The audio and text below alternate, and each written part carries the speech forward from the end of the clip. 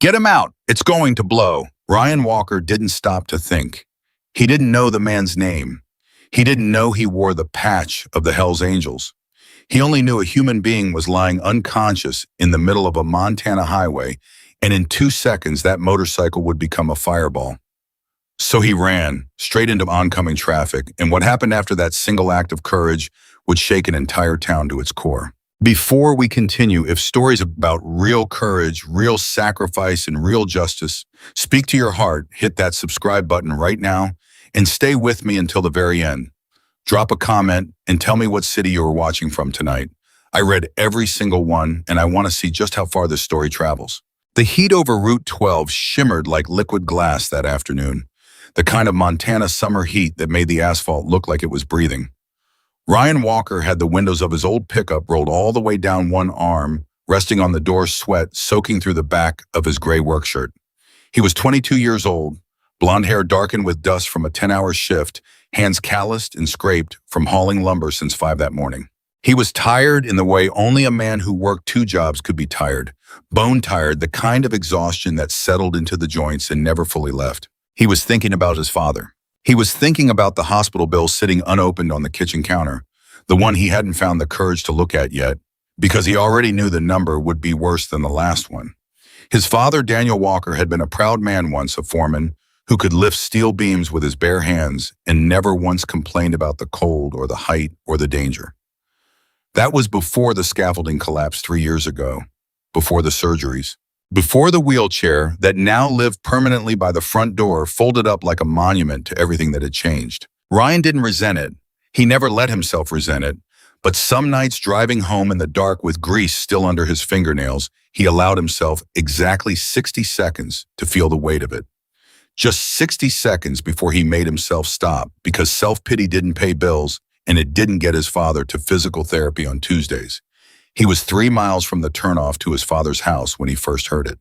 A horn, long and violent, cutting through the shimmer of heat like a blade.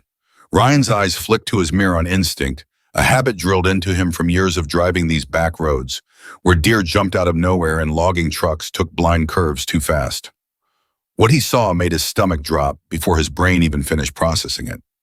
A dark green pickup truck, newer than his, swerving hard into the left lane, and beside it, pressed against it, a motorcycle. "No," Ryan said out loud to no one, his foot already easing off the gas. No, no, no. The pickup truck clipped the motorcycle's rear wheel. It happened in a heartbeat. One moment the rider was upright, leaning into a curve like he'd taken 1,000 times before. The next moment the bike was sideways. Then it wasn't a bike anymore. It was just metal and sparks skating across the pavement, and the rider was tumbling, actually tumbling, a human body rolling across asphalt at 50 miles an hour, like a rag doll thrown from a moving car. The green pickup truck didn't slow down. It sped up. Ryan watched frozen for exactly 1.5 seconds as the truck's taillights shrank into the distance and disappeared around the next bend, leaving a cloud of dust and a body lying motionless on the shoulder of the road. Then something in him snapped into motion before his mind had even caught up. He slammed the brakes so hard his old truck fish-tailed tires screaming against the heat-softened asphalt. He didn't bother pulling fully onto the shoulder. He threw it into park in the middle of the lane, hazards flashing, and he was out the door and running before the engine had even finished shuddering to a stop. Hey, can you hear me?" The man on the ground didn't move. Ryan's boots pounded against the pavement, his heart slamming against his ribs so hard it hurt. Up close, the scene was worse than it had looked from the truck. The rider's leather jacket was torn open at the shoulder road rash, bleeding through denim, one leg twisted at an angle that made Ryan's stomach turn. His helmet had come off somewhere in the tumble, revealing a face streaked with blood and dust, gray beard matted with gravel, eyes closed. And behind him, 20 feet away, still spinning on its side, the motorcycle. Ryan smelled it before he saw it. Gasoline. A sharp chemical bite in the air, and underneath it, something worse. The metallic tang of a fuel line that had ruptured somewhere in the crash, leaking steadily onto pavement that had been baking in 95-degree heat for 6 hours straight. "Oh God," Ryan whispered. He didn't think about the danger. He didn't think about anything except the man in front of him breathing shallow but breathing, and the fact that every second he spent standing still was a second that man didn't have. "I've got you," Ryan said, dropping to his knees beside the rider. I've got you, man. Stay with me. There was no response. Just that shallow rise and fall of the chest and blood, too much blood, pooling beneath the man's shoulder. Ryan grabbed him under the arms. This is gonna hurt, he muttered more to himself than to the unconscious man. I'm sorry, I gotta move you. He pulled. The man was heavy dead weight, all muscle and leather, and gear easily 220 pounds, and Ryan's boots slid against loose gravel as he dragged him backward away from the wreck, away from the widening pool of gasoline that was creeping toward a downed power line, sparking uselessly against the guardrail.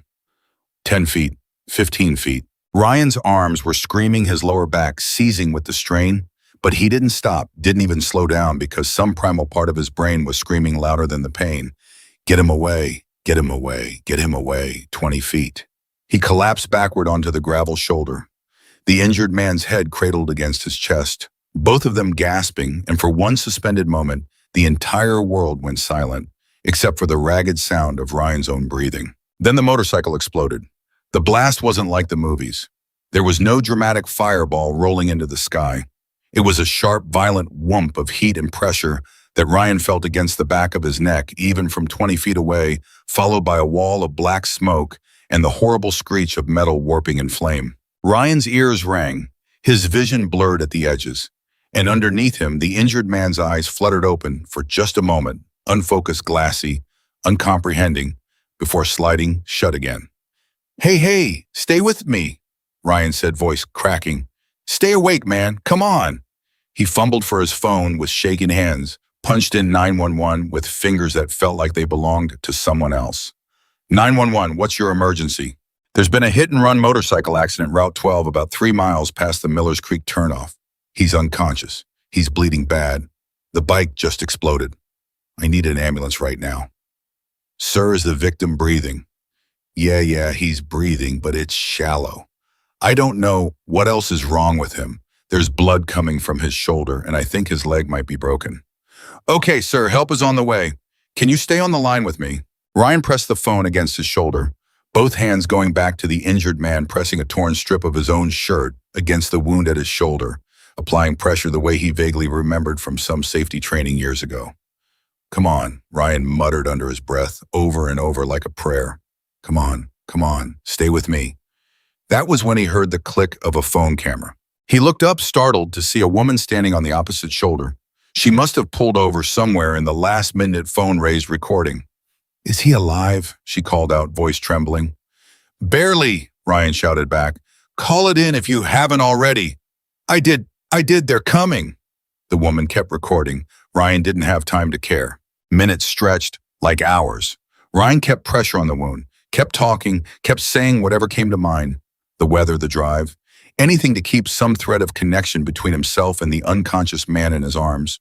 Because some instinct told him that if he stopped talking, if he let the silence in, something would slip away that he wouldn't be able to get back.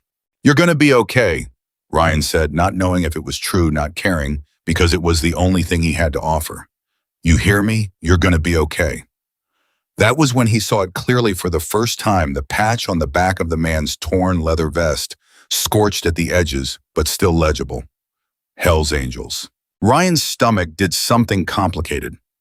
Not fear exactly.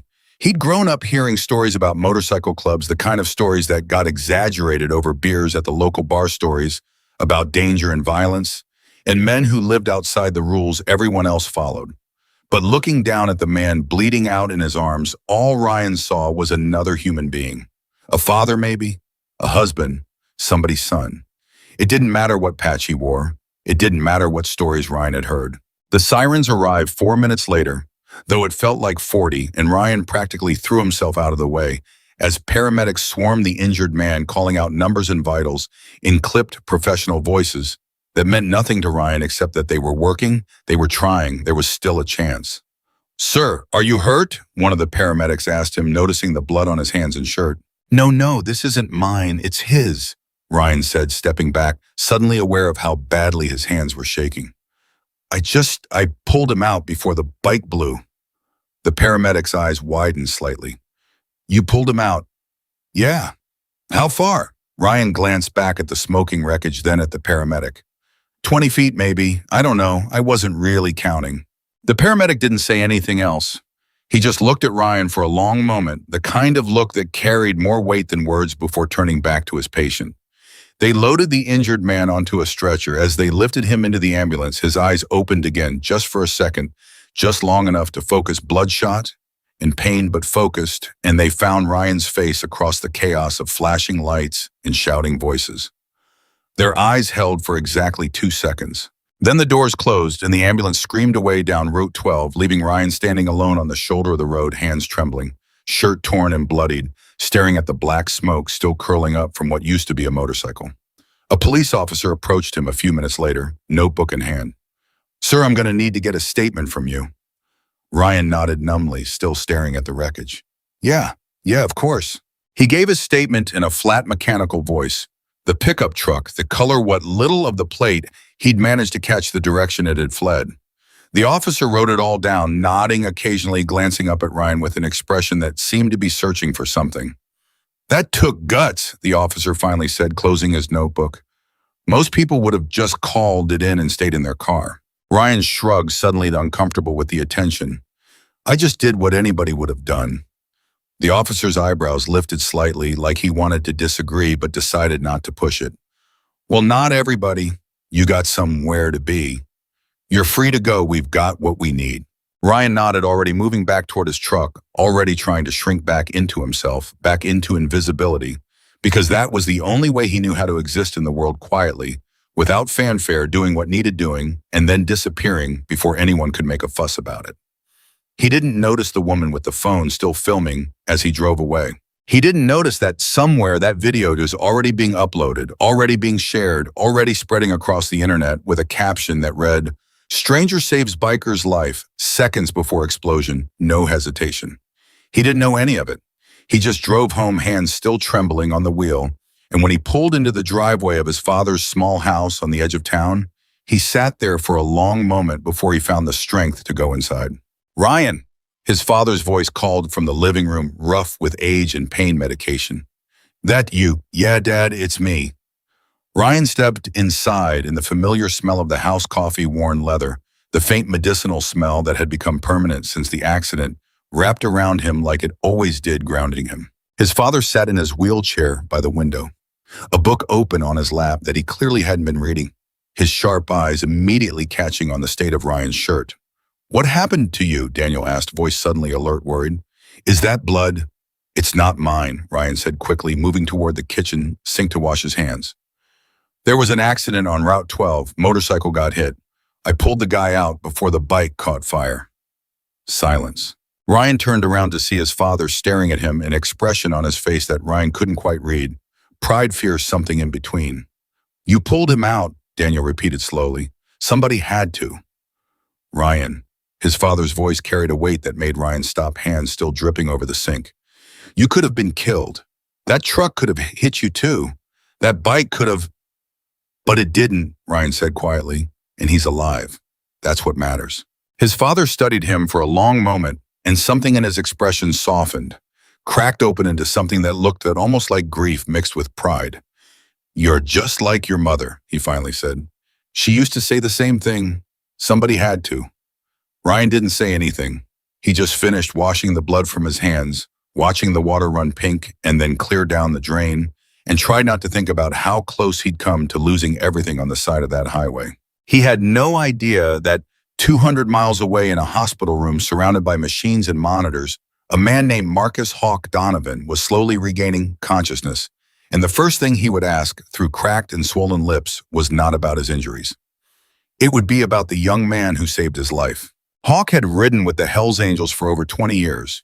He'd survived things that would have killed lesser men, rival club conflicts in his younger, wilder days, 2 previous accidents, a stretch in prison he never talked about, and a divorce that had nearly broken him worse than any of it.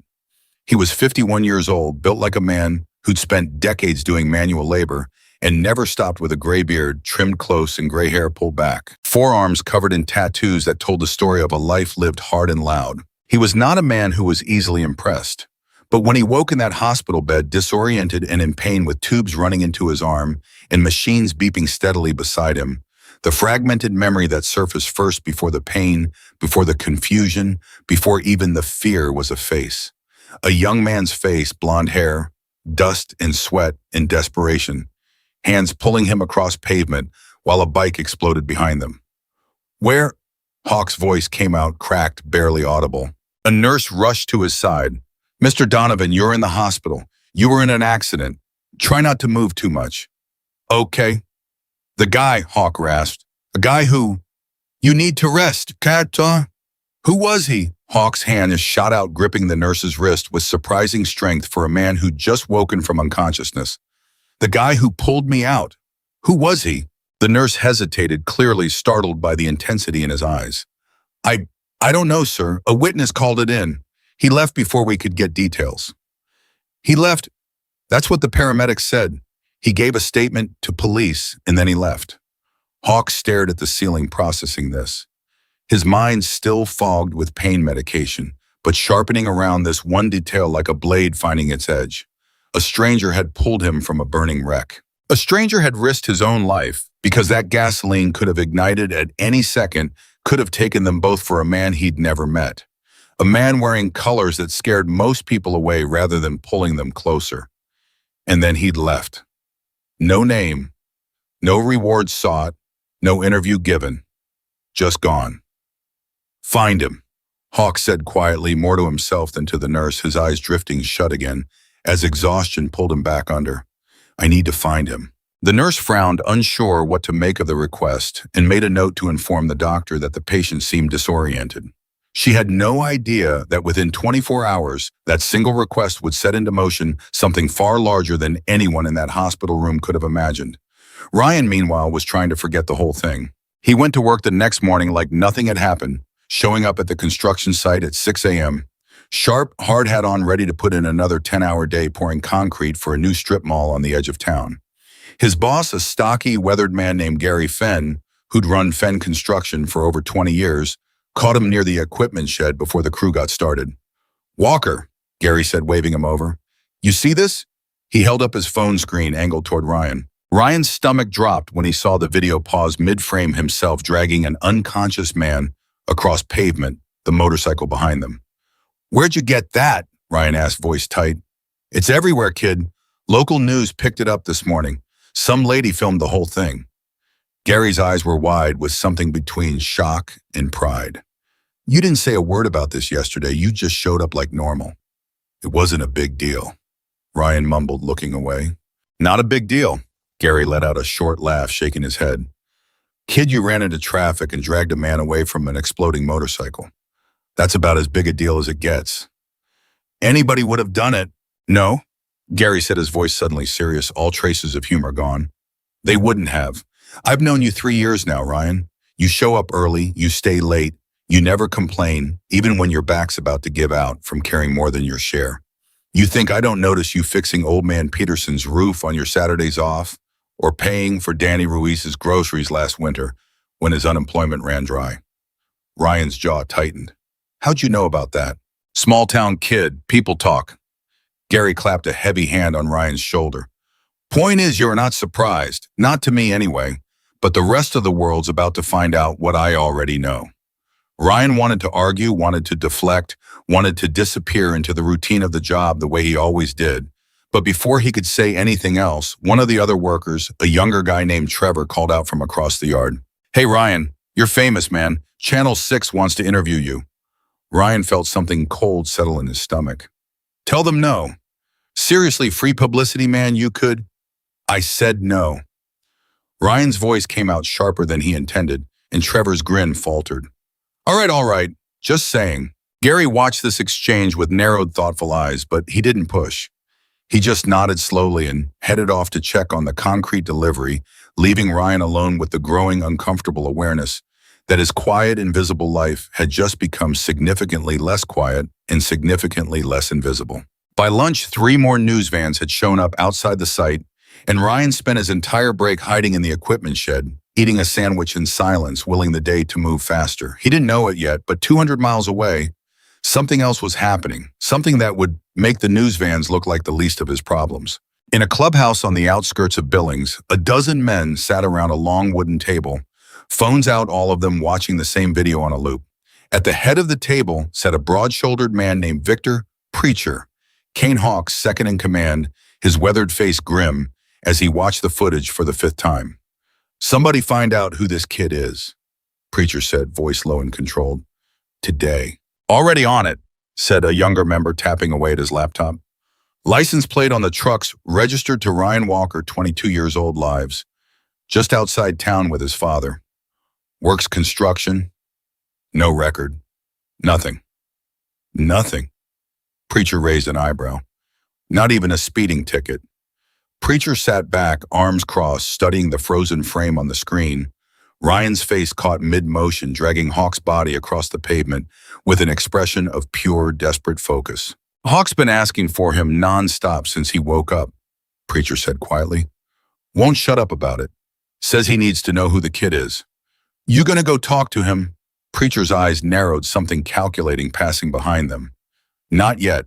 First, I want to know everything about this Ryan Walker, everything. Before we show our faces in that town, I want to understand exactly who we're dealing with." The young member nodded and went back to typing, and within hours, a quiet, informal investigation had begun, men calling in favors, checking with people who knew people, piecing together a picture of a 22-year-old construction worker who had absolutely no idea that an entire motorcycle club was suddenly very, very interested in him. What they found over the next several days would astonish even them. They learned about Daniel Walker's accident 3 years prior, the scaffolding collapse, the resulting paralysis, the mounting medical bills that had swallowed the family's savings whole. They learned Ryan had dropped out of a community college engineering program to work full-time, taking whatever hours he could get to keep his father in physical therapy and keep the lights on. They learned about the roof he'd fixed for an elderly widow 2 streets over, refusing payment even when she insisted. They learned about the groceries he'd quietly paid for outside the local supermarket, sliding cash to the cashier before a struggling veteran named Danny Ruiz even got to the register, then disappearing before Danny could thank him. They learned that when the local news had tracked down his employer for a comment Gary Fenn had said on camera, "That kid's got more character in his little finger than most men have in their whole body." And they learned through a contact who worked at the hospital that Ryan had refused a modest reward the local Chamber of Commerce had tried to arrange for him, telling them, "I don't need anything, I just did what needed doing." Preacher read through the compiled notes with a growing sense of disbelief, sliding the folder across the table to Hawk, who was propped up in a hospital bed, shoulder heavily bandaged, leg elevated in a cast, but eyes sharp and alert, now fully conscious and fully himself. "You're not gonna believe this kid," Preacher said. Hawk read through the notes slowly, his expression shifting from curiosity to something deeper, something that looked almost like recognition, like he was seeing something in Ryan Walker's story that resonated with something buried deep in his own past. "He refused the interviews," Hawk said quietly, almost to himself. "Every single one. And the reward money, turned it down flat. Told the Chamber of Commerce he just did what needed doing." Hawk set the folder down on his lap, staring out the hospital window at the parking lot below his jaw, working silently for a long moment. 22 years old, Hawk finally said, working himself half to death to take care of his old man, fixing roofs for widows, paying for some vet's groceries, and not even sticking around to hear a thank you. He shook his head slowly, and then he runs into traffic to save a total stranger. A biker, no less. Somebody half this town probably assumes his trouble just from the patch on his back. "Yeah," Preacher said. "I want to meet him," Hawk said, his voice suddenly firm, decisive. "Once I'm out of this bed, I want to look this kid in the eye and thank him properly." "You sure that's a good idea? Showing up in a small town like that, dozen bikes rolling in might spook people. Might spook him." Hawk's eyes hardened slightly. "I'm not talking about rolling in with the whole club, Preacher. Not yet. I just want to talk to him. One-on-one, man-to-man." Preacher nodded slowly, though something in his expression suggested he was already thinking several steps ahead, already turning over ideas about what this could mean for Hawk, for the club, for a young man who had no idea the wheels he'd set in motion the moment he chose to run toward danger instead of away from it. Back in Montana, Ryan's world had begun to feel increasingly unfamiliar. It started with small things. A motorcycle parked across the street from the construction site one afternoon. Engine off, rider just sitting there watching. Ryan noticed it during his lunch break, felt a prickle of unease crawl up his spine. But when he looked again 10 minutes later, the bike was gone. Then it happened again the next day. A different motorcycle, this time parked near the gas station where Ryan filled up his truck after work. The rider, a heavy-set man with a graying beard and sunglasses, didn't approach him, didn't say a word, just watched from a distance as Ryan pumped gas, then rode off before Ryan could work up the nerve to say anything. "You seeing this?" Trevor asked him at work the following morning, nodding toward the street where yet another motorcycle idled half a block away. "Third one this week." "Yeah," Ryan said, jaw tight. "I've noticed." "You think it's about the video, like the guy's friends checking up on you or something?" "I don't know. Should we call the cops?" "Combo." Ryan hesitated, watching the distant figure on the motorcycle who made no move to approach. No threatening gesture, nothing but stillness and observation. They're not doing anything, not yet anyway. But the unease sat with him all day, a low hum of anxiety beneath the physical exhaustion of the job. And that night, as he sat with his father over a simple dinner of grilled chicken and steamed vegetables, Daniel noticed his son's distracted silence. "Something's bothering you," Daniel said, not a question. Ryan set down his fork. "There's been bikers around town, watching me." His father's face tightened with concern. "Watching you how?" "Just watching, not saying anything, not doing anything, just there and then gone." Daniel was quiet for a long moment, his weathered hands folded on the table. "The man you saved, he was one of them, right? The Hells Angels." "Yeah. You think this is about him?" "I don't know what else it would be about." Ryan pushed his food around his plate, appetite gone. "Maybe they're checking to see if I talk to the press. Maybe they think I'm gonna sell my story or something. I don't know." "Or maybe," Daniel said slowly, "they're just curious about the man who saved one of their own and didn't ask for anything in return." "That's not something people expect anymore, Ryan. Not from strangers." Ryan didn't have an answer for that. He just stared at his plate, thinking about the 2 seconds his eyes had held with the injured bikers before the ambulance doors closed. 2 seconds that had somehow set something enormous into motion, something he didn't understand and couldn't control. He had no way of knowing that 3 days later, an envelope would arrive at his father's house, plain unmarked with nothing but his name written across the front in careful handwriting, and that opening, it would change the course of his entire life. The envelope sat on the kitchen table when Ryan got home from work, and his father was staring at it with a strange, guarded expression when Ryan walked through the door. "This came for you today," Daniel said. "Fella dropped it off himself, big guy, beard, didn't say much, just asked me to make sure you got it." Ryan picked it up carefully, turning it over in his hands. No return address, no postage, just his name written in a hand that was surprisingly neat for what he imagined a biker's handwriting might look like. He tore it open. Inside was a single sheet of paper, and on it, in that same careful handwriting, was a short message. "Ryan, my name is Marcus Donovan. Most people call me Hawk. You saved my life 2 weeks ago on Route 12, and I never got the chance to thank you properly. I'd like to meet you if you are willing. No cameras, no crowd, just you and me. There's a diner off Route 9 about 15 miles east of town, the Copper Kettle. I'll be there Thursday at noon. I'll understand if you don't come, but I hope you will." Ryan read it twice, his heart pounding steadily harder with each line. And when he finally looked up, his father was watching him with an unreadable expression. "Well," Daniel asked, "what's it say?" "He wants to meet me," Ryan said quietly. "Thursday, just the two of us." His father was silent for a long moment, and Ryan could see the war happening behind his eyes, the instinct to protect his son clashing with something else, something that looked almost like respect for the request itself. "You gonna go?" Daniel finally asked. Ryan looked back down at the letter, at the careful, deliberate handwriting, at the simple, humble request from a man who could have shown up with a dozen motorcycles and demanded Ryan's presence, but had instead written a quiet letter and asked. "Yeah," Ryan said, "I think I am." His father nodded slowly, though the worry didn't fully leave his eyes. "Just be careful, son." "I will." But even as he said it, Ryan felt something shift inside him, a strange, unfamiliar pull toward Thursday, toward the Copper Kettle, toward a conversation with a man whose life he'd saved, but whose world he knew almost nothing about. He had no idea that the meeting waiting for him would reveal something far bigger than a simple thank you, something that would test not just his courage, but his character in ways that would ripple far beyond that quiet diner, off Route 9, reaching into every corner of the small town he called home and changing the lives of people he hadn't even met yet. The 2 seconds on that highway had only been the beginning. The letter sat on Ryan's nightstand for 2 full days before Thursday arrived, and in that time he must have read it a dozen times, memorizing the careful handwriting until he could probably recite it in his sleep. Every time he looked at it, the same questions surfaced in his mind, sharp and insistent.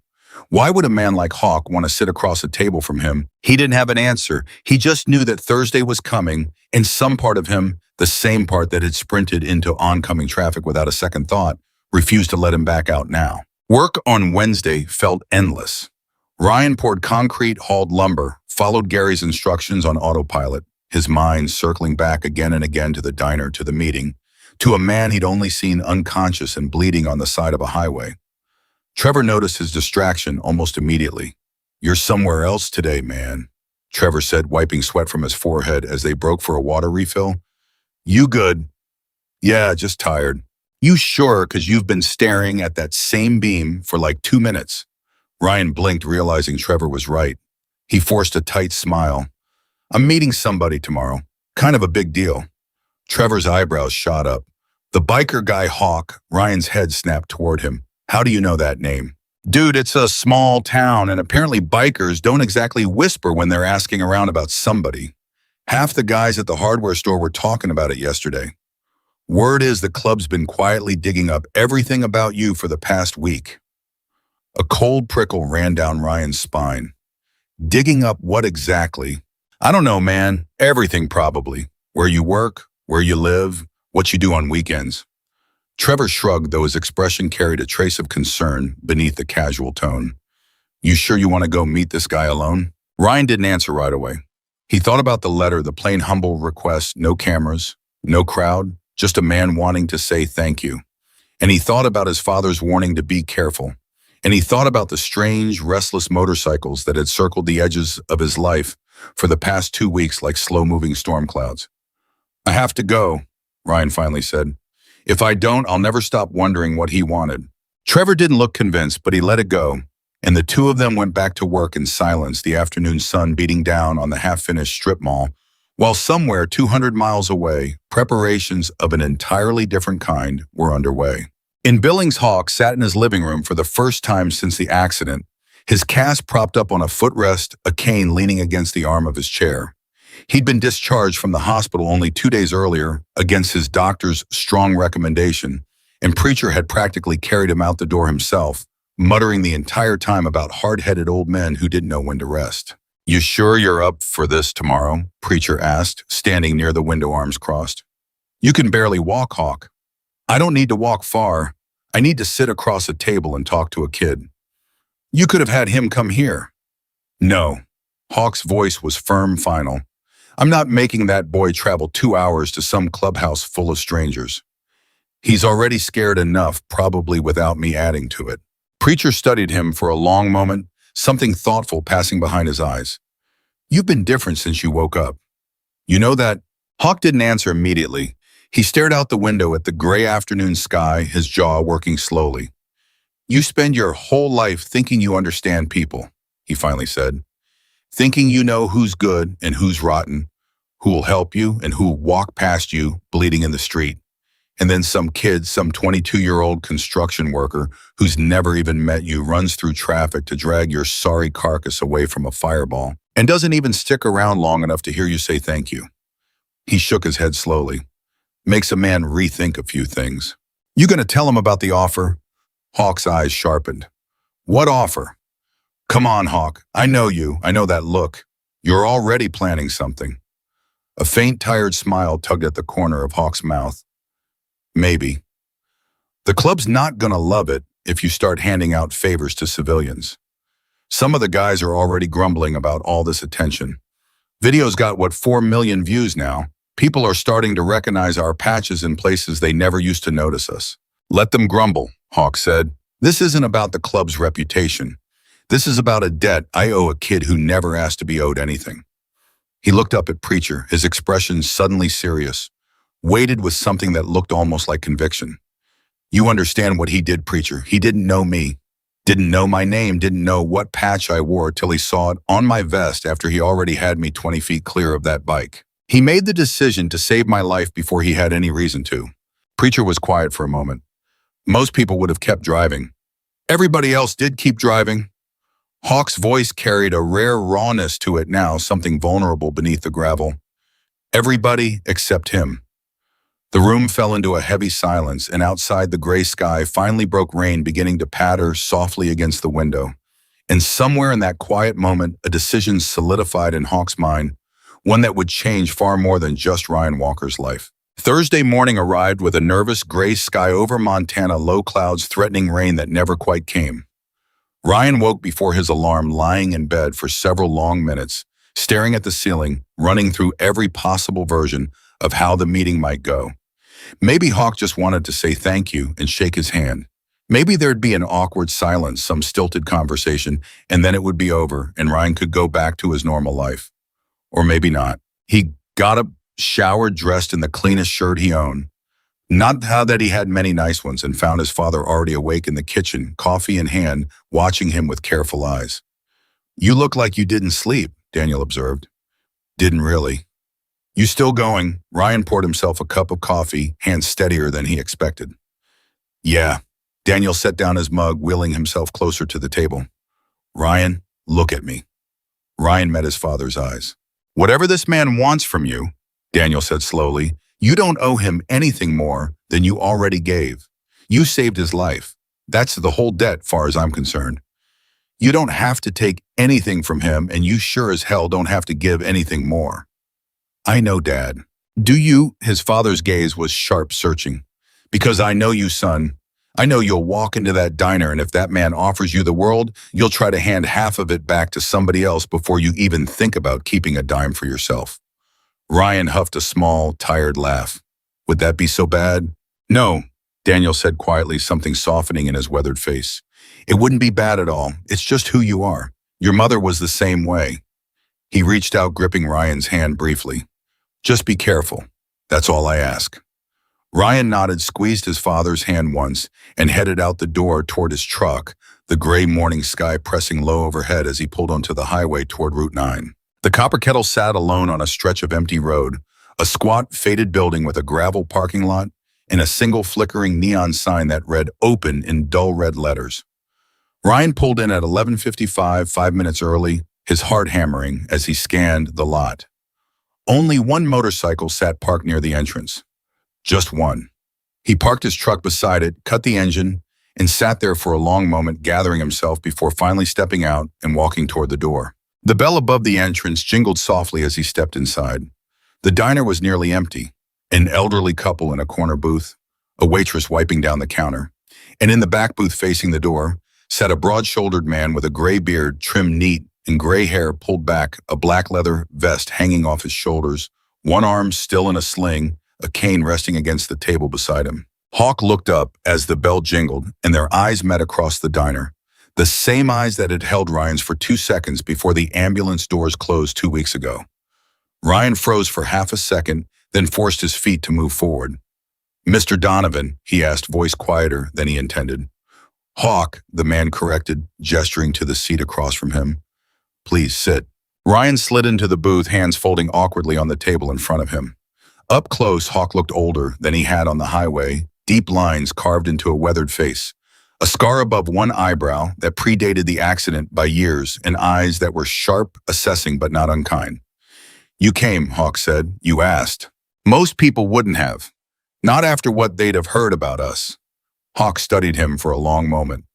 "You know what people say about the Hells Angels in towns like yours?" Ryan hesitated. "Some things." "Say it. I won't be offended." "That you're dangerous, that you're trouble, that people should stay away." Ryan met his eyes steadily. "But I figured a man bleeding out on the highway is just a man bleeding out on the highway. Didn't much matter what patch he was wearing." Something flickered across Hawk's face, surprise maybe, or something closer to respect. "That's about the most honest answer I've gotten from anybody in a long time." The waitress approached, and Hawk ordered coffee for both of them without asking, then waited until she'd walked away before continuing. "I want to tell you something," Hawk said, leaning forward slightly, despite the visible strain in his shoulder. 20 years I've ridden with this club. 20 years I've watched people cross the street when they see us coming, lock their car doors, pull their kids closer. He shook his head slowly. Some of that I earned. I won't lie to you about that. I wasn't always a good man, and some of the things this club's done over the years, they weren't things I'm proud of. Ryan said nothing, just listened, sensing that Hawk needed to say this before anything else could happen between them. But what you did, Hawk continued, voice lower now, rougher, you didn't know any of that. You didn't know if I was a good man or a bad one. You just saw somebody dying and you ran toward it instead of away from it. Most people, even good people, they freeze. Or they call it in and stay safe in their car and tell themselves that's enough. His eyes locked onto Ryan's, intense, unwavering. You didn't do that. I couldn't just leave you there, Ryan said simply. Why not? The question caught Ryan off guard. What do you mean, why not? I mean exactly what I said. Why not? You had every reason to keep driving. Nobody would have blamed you. Nobody would have even known you'd seen the crash if you'd just driven past. Ryan was quiet for a moment, searching for an answer that felt true. My mom used to say that the world doesn't need more people watching bad things happen. It needs more people willing to do something about it, even when it's scary, even when it's not their problem. He looked down at his hands. She passed when I was 12. Cancer. But I think about the things she used to say sometimes when I don't know what else to do. Hawk was silent for a long moment, something raw and unguarded passing across his weathered face. She sounds like she raised a hell of a man, Hawk finally said. Ryan felt his throat tighten unexpectedly, and he cleared it, looking away toward the window. I just did what anybody should have done. No. Hawk's voice was firm now, almost sharp. Stop saying that. I need you to understand something, Ryan. Not everybody does what you did. Almost nobody does what you did. I've spent 2 weeks having my club dig into your life, and you know what we found? Ryan's stomach tightened. What? We found a kid who works himself half to death supporting his father. We found a kid who fixed an old widow's roof for free and wouldn't take a dime for it. We found a kid who paid for a struggling veteran's groceries and disappeared before the man could even say thank you. Hawk's eyes bore into him. We found a kid who turned down television interviews and refused a reward from his own town's Chamber of Commerce. You didn't do any of that for attention, Ryan. You did it because it's just who you are. Ryan felt heat rising in his cheeks, an uncomfortable mixture of embarrassment and something he couldn't quite name. You had people investigating me. I needed to know who I owed my life to, Hawk said simply. And what I found humbled me, son. Genuinely humbled me. The waitress returned with 2 cups of coffee, setting them down before retreating again. And for a moment the two men sat in silence, the weight of the conversation settling between them like something tangible. I want to do something for you, Hawk finally said, breaking the silence. Something real. Not a handshake and a thank you. Something that actually matters. Ryan's guard immediately went up. You don't owe me anything. I owe you my life. You don't owe me anything, Ryan repeated firmer this time. I didn't do it for a reward. I don't want money. I figured you'd say that, Hawk said, a faint knowing smile touching his lips, which is exactly why I know you're the right person to help. Ryan frowned, confused. Help with what? Hawk leaned back, slightly wincing at the movement, and studied Ryan for a long moment before speaking again. I have resources, Ryan, real resources. The club's built up connections over the decades, legitimate businesses, legal investments, people who owe favors. I could write you a check right now that would change your life, and you'd tell me, no, wouldn't you? Yeah, Ryan admitted, I would. That's what I thought. Hawk nodded slowly. So instead, I'm going to ask you a question, and I want you to actually think about it before you answer. If you could have anything not for yourself, but for somebody else, somebody who deserves it and never asked for it, what would it be? Ryan blinked, caught off guard by the question. What do you mean? I mean exactly what I said. You've spent your whole life taking care of everybody around you and asking for nothing in return. So I'm asking you now, not what do you want, because I already know you won't tell me, but what does somebody else deserve that they'll never ask for themselves? Ryan sat back, the question settling into him slowly, and unbidden an image rose in his mind. Gary Fenn standing at the equipment yard staring at a decades-old excavator, that broke down more often than it ran, muttering under his breath about contracts he'd had to turn down because the company simply didn't have the machinery to handle them. My boss, Ryan said slowly, Gary Fenn, he's run his construction company for over 20 years. Built it from nothing. He's the fairest boss I've ever had, pays overtime without complaining, never docks anybody's pay for showing up 5 minutes late. If there's a good reason, covered my hospital copay out of his own pocket once, when my dad's insurance dragged its feet. Ryan's voice grew steadier as he continued. He's been trying to buy new equipment for 10 years. A real excavator. Real machinery, not the rusted out stuff we're patching together just to get through each job. Every time he gets close to affording it, something else eats the money, repairs insurance, hikes a slow season. He's never once complained about it in front of us, but I've seen him turn down jobs because we didn't have the equipment to handle them. Jobs that would have meant hiring more guys, paying better wages, growing the company into something bigger. Hawk listened to all of this without interrupting, his expression unreadable, and when Ryan finished, the diner fell into a heavy contemplative silence. You had the chance to ask for anything, Hawk finally said, and you asked for something for another man. I told you I don't want anything for myself. I heard you. Hawk's eyes were bright now, something fierce and moved burning behind them. I heard you loud and clear. He reached for his coffee, took a slow sip, and when he set the cup back down, his expression had shifted into something resolute, decided. All right, Hawk said. Here's what's going to happen. Ryan leaned forward, slightly uncertain what to expect. I'm going to help your boss get his equipment, Hawk said. Not as charity, as an investment. My club has legitimate business interests, construction logistics, a few properties we manage across 3 states. I'm going to have my people reach out to Fenn Construction and offer a legal, transparent business partnership. New equipment, expanded contracts, everything above board, every dollar traceable and legitimate. He paused, watching Ryan's reaction carefully. But I want something in return. Ryan tensed. What? I want you in that company's future, Hawk said. Not as a favor to Mippin, as an investment in you. I looked into your background too, son. You had an engineering scholarship lined up before your father's accident, forced you to drop out and start working full-time. I want to fund the rest of your education, heavy equipment, engineering, whatever certification you need, so that when Fenn Construction expands, you're not just pouring concrete anymore.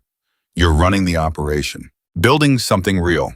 Ryan sat frozen, the weight of the offer settling over him slowly, and for a long moment he couldn't find the words to respond. I don't... He started, then stopped, shaking his head. That's too much. I can't accept that. You're not accepting it for yourself, Hawk said quietly. You're accepting it because it's the only way your boss gets his equipment, because it's the only way that company grows and hires more guys from your town who need the work, because it's the only way this actually helps the people you were really thinking about when I asked you that question. His eyes softened slightly. You wanted to help somebody else, Ryan. This is how you do it. Let me help you help him. Ryan's throat tightened, and he looked down at his hands, feeling something overwhelming rise in his chest. Gratitude, disbelief, and underneath it all, a stubborn resistance to accepting anything that felt like more than he deserved. Why does any of this matter to you? Ryan finally asked, looking back up. You could have just shaken my hand and walked away. Why go through all this? Hawk was quiet for a long moment, his gaze drifting toward the window, toward the gray Montana sky beyond the glass. Because I spent 20 years watching this world convince people that kindness is weakness, Hawk finally said. That looking out for a stranger is foolish. That the only smart move is to protect yourself and let everybody else fend for themselves. His eyes returned to Ryan, steady and intense. And then a 22-year-old kid proved that theory wrong in about 2 seconds flat on the side of a highway for a man he'd never met. He shook his head slowly. I've got money, Ryan. I've got resources. What I don't have is many chances left in this life to prove that theory wrong myself. You're giving me that chance. I'd be a fool not to take it. The diner fell silent again, save for the quiet clink of the elderly couple's silverware in the corner booth and the low hum of the ancient refrigerator behind the counter. I need to think about it, Ryan finally said. This is a lot. Take all the time you need, Hawk said. But Ryan? He paused, waiting until Ryan met his eyes again. Don't think about it too long. Your boss has waited 10 years for this. I'd hate for pride to cost him another 10. Ryan felt a small, reluctant smile tug at the corner of his mouth despite everything. That's a low blow. I'm an old biker, son. I fight dirty when it matters. A faint smile crossed Hawk's face, too softening the weathered lines around his eyes. But I mean every word. They talked for another 20 minutes. Smaller things now less weighted. Hawk asking about Ryan's father, about the construction work, about what Ryan actually wanted to do with his life, if money and circumstance weren't standing in the way. Ryan found himself talking more freely than he expected, the tension slowly draining from his shoulders as the conversation shifted from negotiation to something closer to genuine connection. When they finally stood to leave, Hawk extended his good hand and Ryan shook it firmly. Thank you. Hawk said, his voice thick with something sincere. Not just for saving my life, for proving something I'd almost stopped believing. You don't have to keep thanking me, Ryan said, feeling his face warm again. I know. That's exactly why I'm going to keep doing it anyway. Ryan left the diner with his mind spinning, the gray sky finally beginning to clear. As he climbed into his truck, and he sat there for several long minutes before starting the engine, replaying the entire conversation, still not quite believing what had just been offered to him. He drove home in a daze, and when he walked through the door, his father was waiting, watching him with searching eyes. Well, Daniel asked, how'd it go? Ryan sank into the chair across from him, running a hand through his hair. Dad, you're not going to believe what just happened. He told him everything, the diner, the conversation, Hawk's investigation into his life, the offer to fund Gary's equipment, and Ryan's education. His father listened in stunned silence, his expression shifting through disbelief, suspicion, and finally something that looked almost like awe. And you're considering it? Daniel asked when Ryan finished. I don't know, Ryan admitted. It feels like too much, like I don't deserve it. Ryan, his father's voice was firm, cutting through his son's uncertainty. You dragged a man away from a fireball with your bare hands. You've spent 3 years working yourself to the bone to take care of me without a single word of complaint. If anybody in this world deserves a little bit of good fortune finding its way back to them, it's you. He reached across the table, gripping Ryan's hand. Don't let pride talk you out of something that could change Gary's whole business. Change your whole future. This isn't about you being greedy. It's about you finally letting somebody help for once instead of always being the one doing the helping. Ryan sat with that for a long moment, his father's words settling into the same place in his chest where Hawks had landed hours earlier. I need to talk to Gary first, Ryan finally said, before I say yes to anything. He needs to hear this from me, not from some stranger showing up at his office with a business proposal. Daniel nodded slowly, approval clear in his eyes. That sounds like exactly the right way to handle it. The next morning, Ryan arrived at the construction site early, catching Gary alone in the equipment shed, coffee in hand, examining the rusted hydraulics on their decades-old excavator with a familiar expression of quiet frustration. Gary, can I talk to you for a minute? Gary looked up, surprised by the seriousness in Ryan's voice. Everything all right, kid? Yeah, no, I don't know. Ryan took a breath, steadying himself. I met with the man I saved, Hawk, yesterday. Gary's expression sharpened with interest. And Ryan told him everything, watching Gary's face shift from skepticism to disbelief to something that looked almost like he was holding his breath, afraid to let himself hope too often. He wants to fund new equipment for the company, Ryan finished. A legitimate business partnership, he said. Expanded contracts. He wants to pay for me to finish my engineering certification too, so I can help run operations once things scale up. Gary was silent for a long moment, staring at the excavator he'd been babying along for the better part of a decade, patching leaks and jury-rigging parts just to keep it running one more season. Why would he do that? Gary finally asked, voice rough. For me, he doesn't even know me. Because I told him about you, Ryan said. He asked me what I wanted, and I told him I didn't want anything for myself. He asked what somebody else deserved, and I thought about you, about how you've spent 20 years trying to grow this company the right way and kept getting knocked back by bad luck and worse equipment. Gary's jaw tightened, and for a moment Ryan worried he'd overstepped, worried Gary would see this as pity rather than gratitude. Instead, Gary set down his coffee, ran a hand over his face, and when he looked back up at Ryan, his eyes were wet. 20 years, Gary said quietly. 20 years I've been trying to get this company to a place where I could hire more guys, pay better wages, take on the bigger contracts that actually build something lasting for this town instead of just scraping by job to job. He shook his head slowly.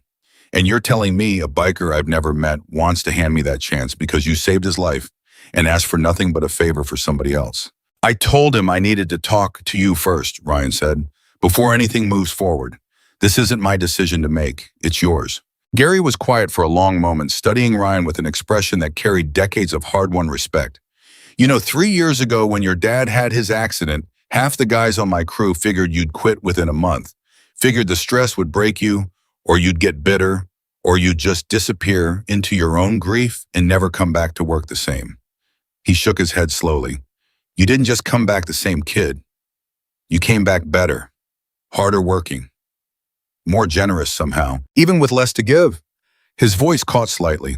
I don't know what I did to deserve an employee like you, but I sure as hell am not going to turn down a chance to keep growing this business with you leading the charge. So you'll do it. Damn right I'll do it. Gary's face broke into a wide, disbelieving grin, years of exhaustion momentarily lifting from his weathered features. Set up the meeting, kid. Let's see if this Hawk fella's serious. Ryan felt something loosen in his chest, a knot of tension he hadn't even realized he'd been carrying. And for the first time since the accident on Route 12, he allowed himself to feel something close to excitement about what might be coming. He called the number Hawk had given him that evening, and within 2 days a formal meeting was arranged. Hawk preacher and a lawyer representing the club's legitimate business interests, sitting down with Gary Fenn in the small cluttered office of Fenn Construction to discuss terms. Ryan sat in on the meeting at Gary's insistence, watching as papers were laid out on the desk, as numbers were discussed with a transparency that surprised him, as Hawk personally walked Gary through every detail of the proposed partnership, refusing to let a single clause go unexplained. I want you to understand exactly what you're signing, Hawk said at one point, tapping the contract firmly. No hidden strings, no favors owed beyond what's written here in black and white. This is a legitimate investment, and if at any point you feel like something's off, you walk away, no questions asked, no consequences. Gary read through the contract twice, consulting quietly with a lawyer of his own that Ryan hadn't even known he'd hired, and by the end of the meeting, his hand was steady as he signed his name at the bottom of the page. Welcome to the partnership, Hawk said, extending his hand. Gary shook it firmly, his eyes bright with an emotion he didn't bother hiding. Thank you, genuinely. You have no idea what this means. I think I have some idea, Hawk said, glancing briefly at Ryan with a small, knowing smile. As the meeting wrapped up and everyone began gathering their things, Preacher pulled Ryan aside near the door, his expression more serious than Ryan had seen from any of the bikers so far. You know what you just did, right? Preacher asked quietly. I didn't do anything, Ryan said. This is Hawk's doing. No, Preacher shook his head firmly. This is your doing. Hawk's got money, sure, resources, connections, all of that. But he's offered plenty of people, plenty of things over the years, and most of them take whatever's offered and run. You looked him in the eye and asked for something for somebody else. His eyes held Ryan's with an intensity that made Ryan's chest tighten. That's rare, kid. Rarer than you know. Don't ever let anybody talk you out of being that kind of person. Ryan didn't quite know how to respond, so he just nodded, and Preacher clapped him firmly on the shoulder before following Hawk out to the parking lot. Over the following days, the equipment began arriving, a brand new excavator, upgraded hydraulic tools, a fleet update that transformed Fenn Construction's capabilities almost overnight. Word spread quickly through town, and with it came a wave of curiosity and speculation that Ryan hadn't fully anticipated. Is it true the Hells Angels are basically running your boss's company now? A woman asked him at the grocery store one afternoon, not unkindly, just curious. No, Ryan said patiently. It's a business investment, totally legal, nothing sinister about it. Not everyone was so easily convinced. A local town council meeting the following week turned into an unexpectedly tense affair, with several older residents voicing concerns about a motorcycle club gaining financial influence in their small community. I don't care how legal the paperwork is, one man said, standing up during the public comment period, his voice sharp with suspicion. You're telling me a bunch of outlaws just decided to invest in a construction company out of the goodness of their hearts? There's got to be an angle here. Gary, sitting in the audience, stood up before Ryan could react. The angle, Gary said calmly, is that a 22-year-old kid who works for me ran into traffic and saved a man's life without asking for a single thing in return. And when that man wanted to say thank you, my employee asked for something to help our company grow instead of asking for anything for himself. Gary's voice grew firmer, steadier. I've read every line of that contract myself with my own lawyer present. It's legitimate, it's transparent, and frankly, it's given my company a chance to hire 6 more guys from this town over the next year. Guys with families who need steady work. He looked around the room slowly. So before anybody starts assuming the worst about people they've never actually met, maybe consider judging them by what they've actually done instead of what patch they happen to wear. The room fell into an uncomfortable, thoughtful silence, and though the skepticism didn't fully disappear, something shifted in the room's mood, a grudging willingness at least to wait and see rather than condemn outright. Ryan, sitting near the back, felt a swell of gratitude toward Gary that he didn't quite know how to express. And later that night, walking out to his truck in the dim parking lot, he found Preacher leaning against his motorcycle waiting. Heard about the council meeting, Preacher said. News travels fast. Small town. Preacher's expression was unreadable in the dim light. Your boss defended us pretty hard in there. Didn't have to do that. He believes in doing right by people, Ryan said. Same as he's always done. Preacher nodded slowly, then reached into his jacket, pulling out a folded piece of paper. Hawk wanted me to give you this. Didn't want to make a big thing of it, so he asked me to pass it along quiet. Ryan took the paper, unfolding it slowly under the dim parking lot light. It was a letter shorter than the first one, but the words hit him with unexpected weight. Ryan, words getting around town about what you did and what your boss did standing up for us tonight. People are starting to see what I saw the moment I found out who you were. I want you to know something, and I want you to really hear it. This isn't finished. There's more coming. Something bigger than equipment and contracts. Something I think you're going to need some time to wrap your head around. Trust me a little longer, Hawk. Ryan read the letter twice, a slow unease creeping into his chest alongside something that felt almost like anticipation. What does he mean, something bigger? Ryan asked, looking up at Preacher. Preacher's expression remained carefully neutral, though something like a faint smile tugged at the corner of his mouth. That's between you and Hawk, kid. All I know is he's been on the phone nonstop for the past 3 days, talking to people I've never even heard him mention before. Old contacts, people from way before my time with the club. He pushed off from his motorcycle, swinging a leg over. Whatever it is, it's big enough that Hawk hasn't told anybody the full details yet, not even me. Ryan watched him ride off into the darkness, the folded letter still clutched in his hand, and as he climbed into his own truck and started the engine, he found himself staring out at the empty road ahead, his mind spinning with questions he had no way of answering. Something bigger was coming. He had no idea that within days that same quiet road would fill with more motorcycles than the town had ever seen in its history. Engines roaring in perfect formation, drawing every resident out of their homes and businesses to witness something that would leave the entire community speechless. Something that would prove, once and for all, that the 2 seconds Ryan Walker had spent running toward danger instead of away from it had set into motion a chain of events far larger than he could have ever imagined. The days after Preacher's late-night visit passed strangely for Ryan. Work continued, the new equipment humming steadily at the site, Gary walking around with an energy Ryan hadn't seen in him in 3 years. But underneath all of it, Ryan couldn't shake the words from Hawk's letter. Something bigger. Something I think you're going to need time to wrap your head around. He tried not to think about it too much. He tried and failed.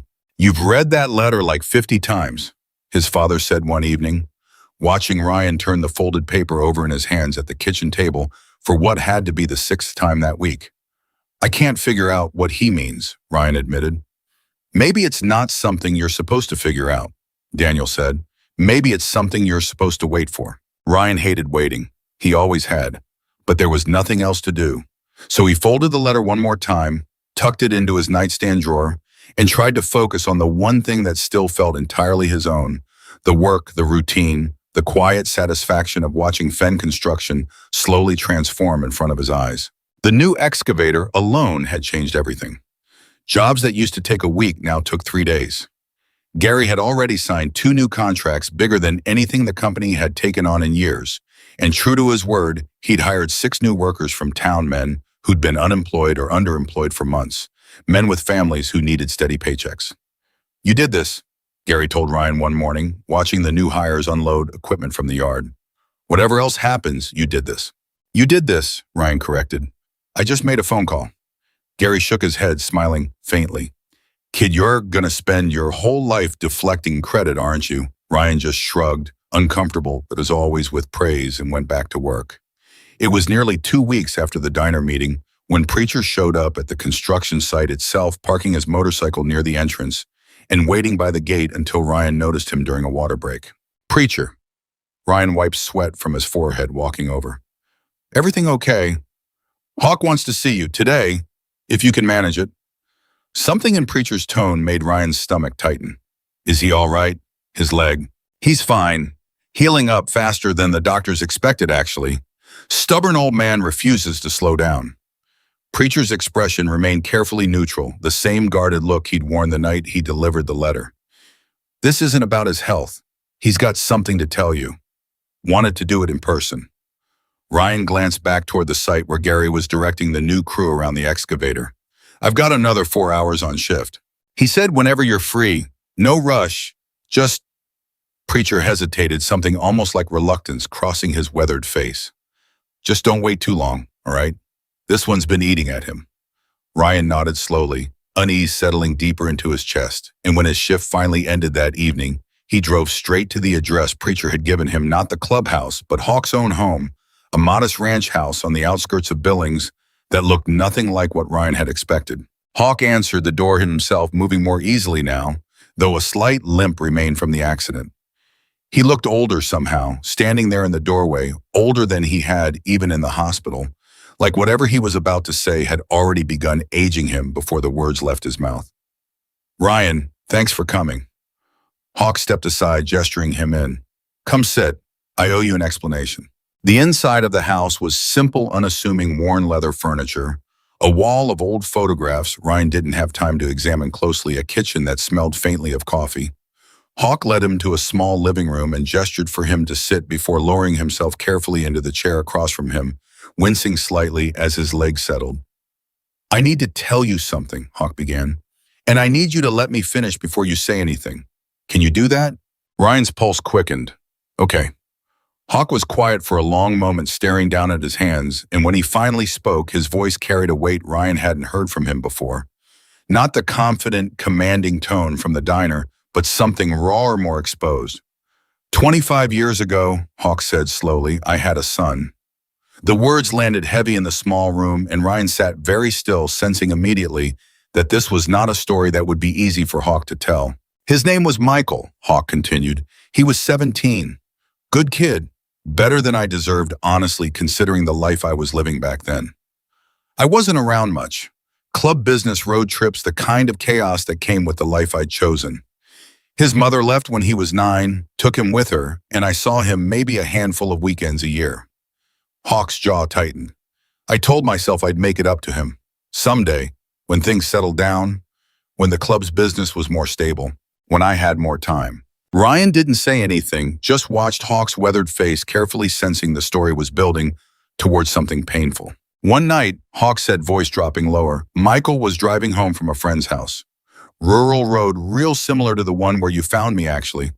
A drunk driver crossed the center line, hit him head on. Hawk's hands trembled slightly where they rested on his knees. There was a witness, somebody driving 20 yards behind him, saw the whole thing happen.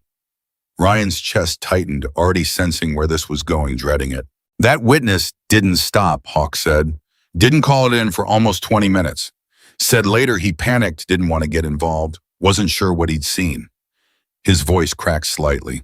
By the time the ambulance got there, it was too late. The doctors told me if somebody had called sooner, if somebody had stopped, tried to help, even just applied pressure to slow the bleeding, Michael might have made it. The room fell into a heavy, suffocating silence. I'm so sorry, Ryan said quietly, the words feeling insufficient even as he said them. Hawk nodded slowly, wiping at his eyes with the back of his hand, not bothering to hide the emotion anymore. 25 years, Ryan. 25 years I've carried that. Not just the grief of losing him, though God knows that never goes away, but the anger, the fury at a world where somebody could watch a boy dying and just keep driving, where somebody could tell themselves their own comfort mattered more than a stranger's life. His eyes lifted, meeting Ryan's directly. That's the world I've lived in for 25 years, a world that taught me people look out for themselves first every single time, and anybody who tells you different is either lying or hasn't been tested yet. Ryan felt his own throat tightening, understanding now, with sudden, overwhelming clarity, why this man had reacted so powerfully to a young construction worker running into oncoming traffic for a stranger. And then you, Hawk continued, voice thick.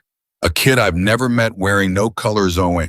Mean nothing watching a stranger's motorcycle burst into flames. You didn't hesitate. You didn't drive past. You didn't wait 20 minutes deciding whether to get involved. His hand came up, pressing briefly against his chest. You proved the world I built in my head for 25 years wrong. In 2 seconds. On a highway just like the one that took my son. Ryan didn't trust himself to speak. He just sat there absorbing the weight of what Hawk had just handed him. Not gratitude anymore, but something far deeper, something that felt almost sacred in its rawness. Why are you telling me this now? Ryan finally managed. Hawk took a slow breath, steadying himself. Because I need you to understand why what I'm about to offer you means more to me than money ever could. This isn't charity, Ryan. This isn't even really about gratitude anymore, not entirely. This is about a debt I've owed the universe for 25 years, and you're the first person who's ever given me a way to pay even a fraction of it back. What do you mean? Hawk reached beside his chair, pulling out a thick manila folder Ryan hadn't noticed before setting it on the coffee table between them. After Michael died, Hawk said, I threw myself into the club even harder. Convinced myself that if the world wasn't going to look out for people, I'd build my own world that did, even if it looked ugly from the outside, even if people crossed the street when they saw us coming. But somewhere along the way, I lost track of the actual point. Got caught up in power and reputation in protecting what we'd built instead of protecting people the way I'd always told myself we were supposed to. He tapped the folder. This is a fund, something I started years ago and never quite knew how to use properly. Money set aside, legitimate, taxed, entirely legal, meant to help families going through exactly what mine went through. Sudden loss, medical bills that spiral out of control, kids who have to grow up faster than they should because life didn't give them a choice. Ryan stared at the folder, not yet understanding. I want you to help me run it, Hawk said. Ryan's head snapped up. What? I've got money, Ryan. I've got resources, connections, decades of business experience within the club's legitimate operations. What I don't have is somebody the community will actually trust to be the face of it. Somebody people believe is doing this for the right reasons, not for some hidden angle. Hawk's eyes were steady, pleading in a way Ryan hadn't expected from a man like him. You could be that person. Not right away. I know you're still finishing your engineering certification, still helping Gary get the company on its feet. But eventually, a foundation run in your name, if you want it that way, or anonymously, if you'd rather stay out of the spotlight, helping families in this state who are drowning, the way my family drowned, the way your family nearly drowned after your father's accident. Ryan sat back, overwhelmed, his mind racing to keep pace with everything Hawk was laying in front of him. Ryan shook his head slowly. This is a lot bigger than the equipment for Gary. I know. I don't know if I'm the right person for something like this. You're exactly the right person, Hawk said firmly, because you'll never do it for the wrong reasons. I've watched men my whole life chase money, chase power, chase reputation, and it corrupts every single one of them eventually. You turn down television interviews. You turn down a reward from your own town. You ask for equipment for your boss before you'd even consider anything for yourself. His voice grew quieter, more intense. That's exactly the kind of person who should be deciding which families get help and which programs get funded. Somebody who'll never lose sight of why it matters. The conversation stretched on for another hour. Hawk walking Ryan through the details of the fun years of quiet discipline saving from legitimate business ventures the club had built over decades, largely untouched, waiting for a purpose Hawk had never quite been able to define until now. Ryan asked question after question, his engineer's mind instinctively probing for structure, for logic, for the practical mechanics of how something like this could actually function. By the time Ryan finally left Hawk's house that night, the sky had gone fully dark, stars scattered across the vast Montana sky, and he sat in his truck for a long time before starting the engine, trying to process everything he'd just heard. He hadn't given Hawk an answer yet. He'd asked for time, and Hawk patient understanding in a way that surprised Ryan, given everything he now knew about the man's grief had simply nodded and told him to take whatever time he needed. But driving home that night, Ryan couldn't stop replaying one particular image in his mind. Hawk's trembling hands, the crack in his voice, as he described a phone call 25 years old that had never stopped ringing in his memory. He didn't sleep much that night. The following morning, everything changed with a single phone call. Ryan was on site helping guide the new excavator through its paces on a fresh job, a small commercial building on the edge of town, one of the contracts made possible by the club's investment, when his phone buzzed with an unfamiliar number. "This is Ryan," he answered, wiping dust from his hands. "Ryan Walker." The voice on the other end was clipped, professional, unfamiliar. "This is Detective Sarah Mills, Montana Highway Patrol. I'm calling regarding the hit-and-run incident on Route 12 back in June. Do you have a few minutes?" Ryan's stomach tightened. Yeah, of course. "We've made an arrest," Detective Mills said. "A man named Curtis Boyle, 38 years old. We got him on unrelated charges last week, DUI, actually second offense. And during processing, one of our officers noticed damage on his pickup truck that matched the description you gave us. Green paint transfer, front bumper damage consistent with a collision." Ryan's grip tightened on the phone. "You're sure it's him?" "We're confident, but we need your testimony to make it stick." He's denying everything, of course, and without a witness willing to testify, his lawyer's already pushing to get the charges reduced to a simple hit and run with minimal jail time, maybe even probation. Detective Mills's voice carried a note of frustration. "But if you're willing to testify to what you saw the truck swerving into him deliberately, speeding up afterward instead of stopping, we can push for attempted vehicular assault. That's real time, Ryan.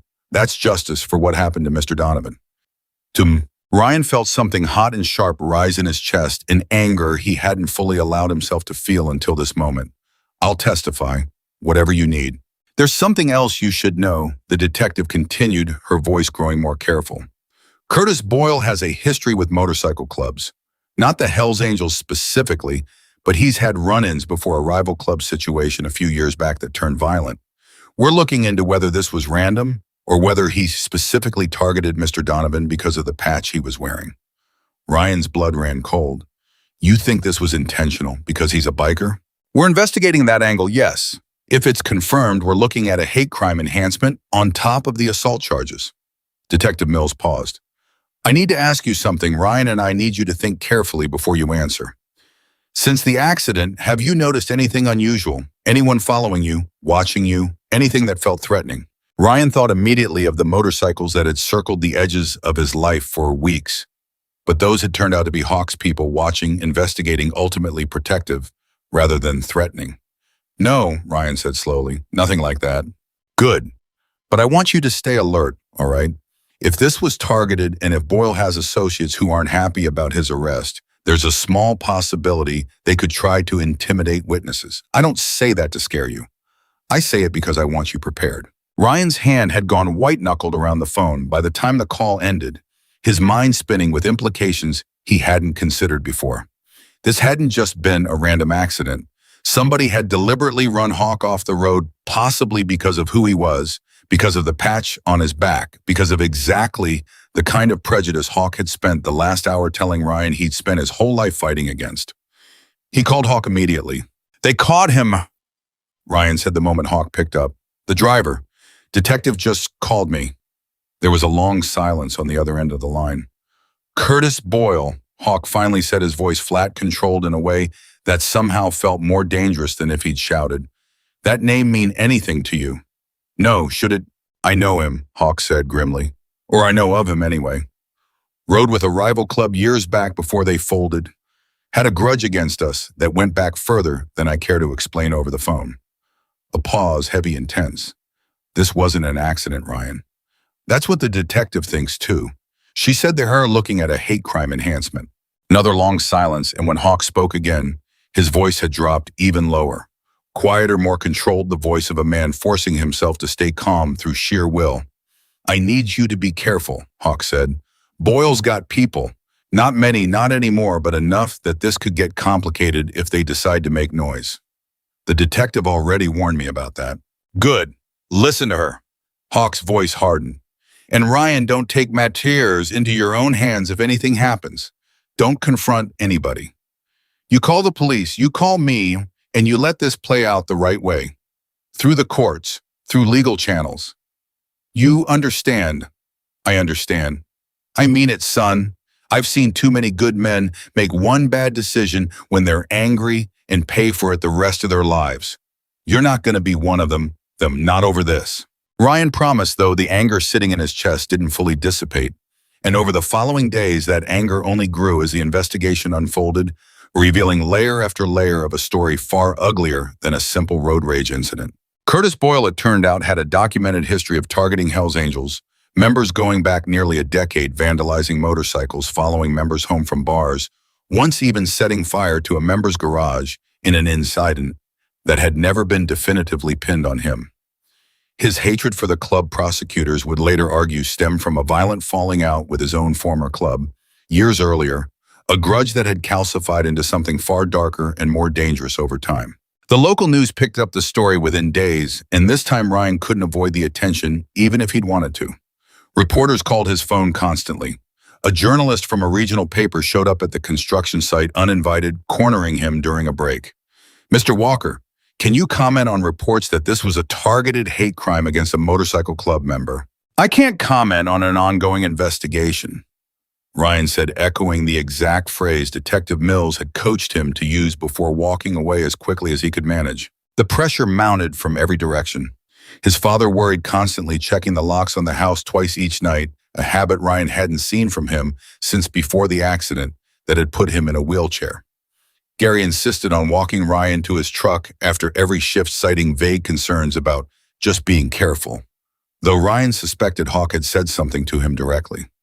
Then 10 days after the arrest, everything escalated in a way nobody had anticipated. Ryan was leaving the courthouse after giving a preliminary statement to prosecutors, walking through the parking lot toward his truck, when a man he didn't recognize stepped directly into his path.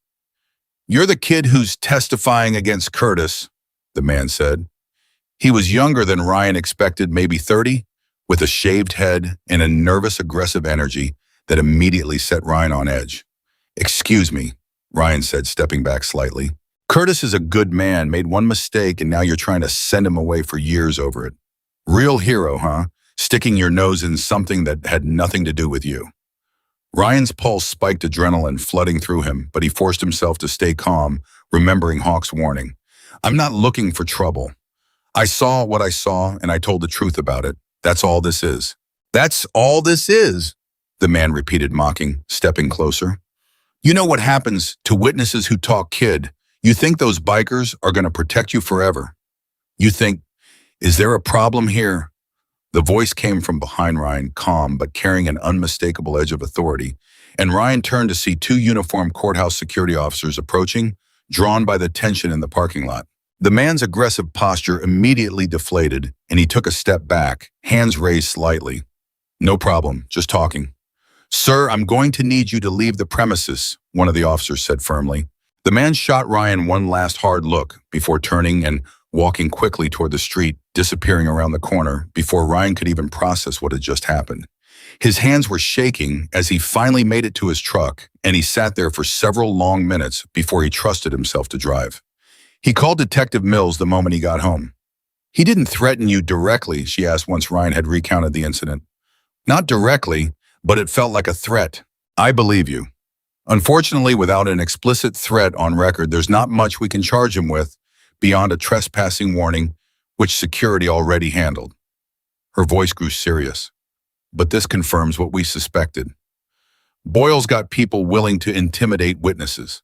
I want you to consider whether you're comfortable continuing with the testimony, Ryan.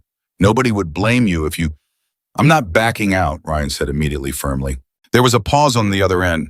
"You understand the risk you're taking?" "I understand it," Ryan said. "But if I back out now because some guy tried to scare me in a parking lot, then Curtis Boyle gets away with nearly killing a man just because of a patch on his vest. I'm not letting that happen." Detective Mills was quiet for a moment. "All right, but I want extra patrols near your home and workplace for the next few weeks just as a precaution." That night, Ryan told his father and Gary about the parking lot confrontation, watching both their faces tighten with concern. "You should have told me that this was getting dangerous," Daniel said, wheeling closer, his weathered hands gripping the arms of his wheelchair. I don't want you putting yourself at risk over this, Ryan. Haven't you already given enough? I'm not backing down, Dad. I'm not asking you to back down. I'm asking you to be careful. There's a difference. Ryan nodded, though the tension in the house remained thick for the rest of the evening, and when Hawk called later that night, his voice carried a barely contained fury that Ryan had never heard from him before. Somebody approached you at the courthouse, Hawk said. It wasn't a question. How did you? I have people everywhere, Ryan. I told you that. Hawk's voice was low controlled, but underneath it, Ryan could hear something dangerous simmering. Describe him to me. Hawk, I don't think. Describe him. Ryan hesitated, then relented, giving a brief description. Shaved head, aggressive energy, roughly 30 years old, and there was a long silence on the other end of the line before Hawk spoke again. That's one of Boyle's old associates, guy named Danny Petrov. Small time, mostly harmless on his own, but not somebody who acts without being told to. Told by who? That's what I intend to find out. Hawk's voice had gone cold sharp, the voice of a man who had spent decades commanding respect through sheer force of will. But I want you to hear me clearly on this, Ryan. Nobody threatens you, not while I'm breathing. You understand me, Hawk, I'm not talking about violence, Hawk said, cutting him off before Ryan could even voice the concern building in his chest. I promised you I wouldn't handle this the old way, and I meant it. I'm talking about making sure Boyle's associates understand very clearly that intimidating a witness in this case is the single worst decision they could possibly make legally and in terms of who's watching them from now on. That's it. That's all I'm doing. Ryan wasn't fully reassured, but something in Hawk's tone told him arguing further wouldn't change anything. So he let it go, and over the following week, whatever quiet pressure Hawk applied seemed to work. No further confrontations occurred. No more strangers approached him in parking lots. And the extra patrols Detective Mills had arranged seemed for now to be enough of a deterrent. But the entire experience had shifted something in Ryan, hardening a resolve that had already been forming since his conversation with Hawk about Michael, about the 25 years of grief and anger that had shaped the man Hawk had become. He understood now more fully than he had before exactly what was at stake, not just for Hawk, not just for himself, but for a pattern of quiet, unpunished prejudice that had apparently been simmering beneath the surface of Boyle's hatred for years, waiting for an opportunity to turn violent. The trial date was set for 6 weeks out, and in the meantime, life continued its strange, uneasy rhythm work during the day, quiet vigilance in the evenings, and beneath it all, the unanswered question of Hawk's foundation still sitting heavy in Ryan's mind. It was during this stretch of uncertainty that Ryan finally sought out his father's counsel more deeply than he had in years, sitting with him one evening on the back porch, the Montana sky stretching wide and star-scattered above them. I don't know if I can say yes to Hawk's foundation, Ryan admitted, staring out at the darkness. Not with everything happening with the trial. It feels like too much on top of everything else. Daniel was quiet for a long moment, his weathered hands folded in his lap. You know what I think about sometimes sitting in this chair, he finally said. I think about all the plans I had before the accident. All the things I was going to do, going to build, going to teach you someday when you were old enough to want to learn. His voice grew softer. Then one afternoon on a job site, all of that got taken away in about 4 seconds. Just like that. No warning, no chance to prepare. Ryan turned to look at him, uncertain where this was going. Point is, Daniel continued, you never know how much time you've got to actually do the things that matter. Hawk's offering you a chance to build something that could change hundreds of lives, maybe thousands over the years. Families going through exactly what we went through, and you're sitting here telling me it feels like too much. He shook his head slowly, a faint knowing smile touching his weathered face. Son, the things that matter most in this life are always going to feel like too much right up until you're in the middle of doing them. Then somehow you find the strength. Ryan sat with that for a long time, the crickets chirping steadily in the darkness around them. And when he finally spoke again, his voice carried a new certainty. I'm going to do it, he said. The foundation. I'm going to help Hawk build it. Daniel reached over, gripping his son's shoulder firmly. I know you will. You were always going to say yes. You just needed a little time to hear yourself say it. Ryan called Hawk the next morning, and when he told him his decision, there was a long pause on the other end of the line before Hawk finally spoke, his voice thick with emotion he didn't bother hiding. You have no idea what this means to me, Hawk said quietly.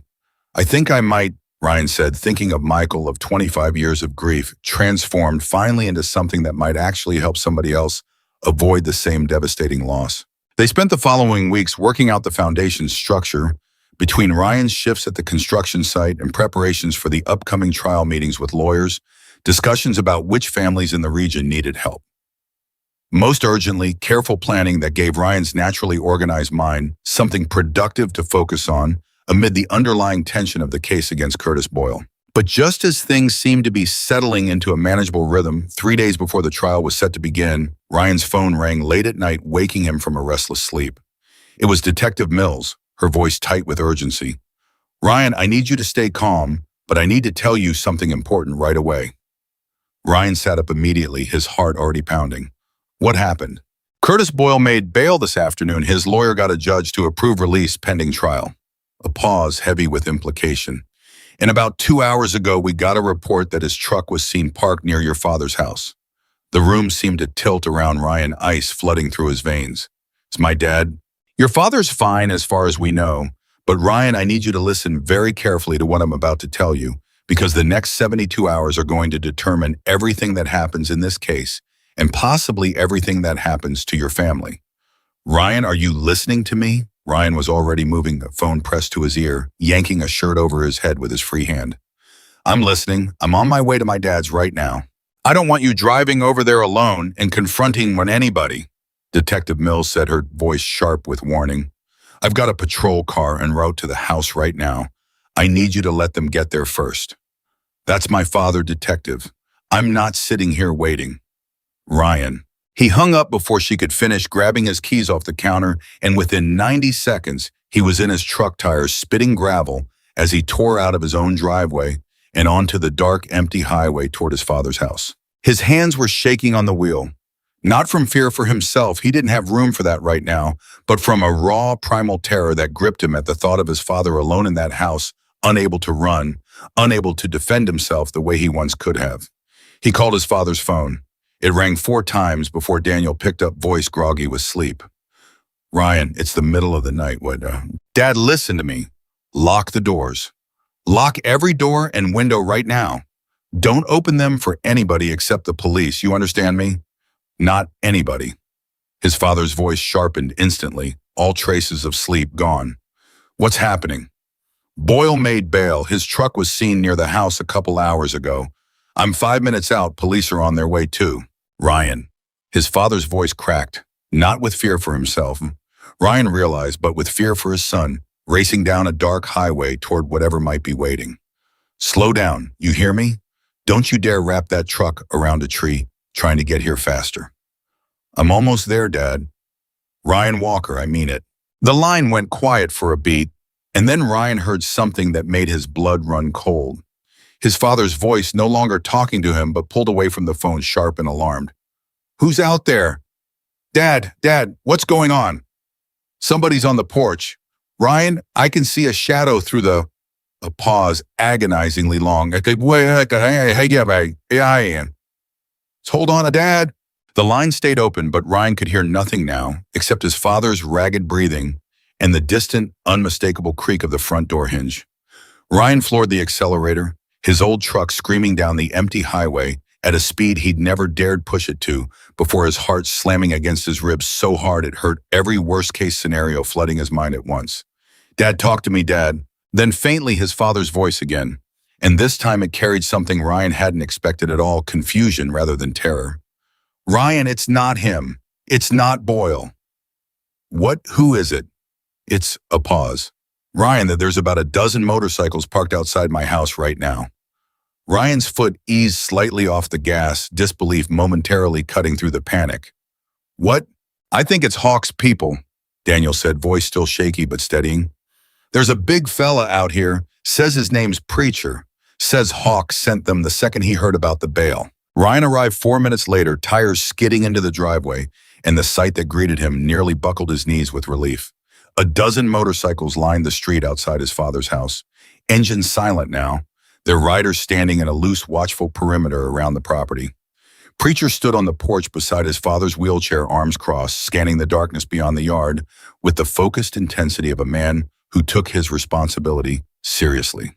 "Dad," Ryan sprinted from his truck, dropping to his knees beside his father's wheelchair, hands gripping his shoulders, checking him over frantically.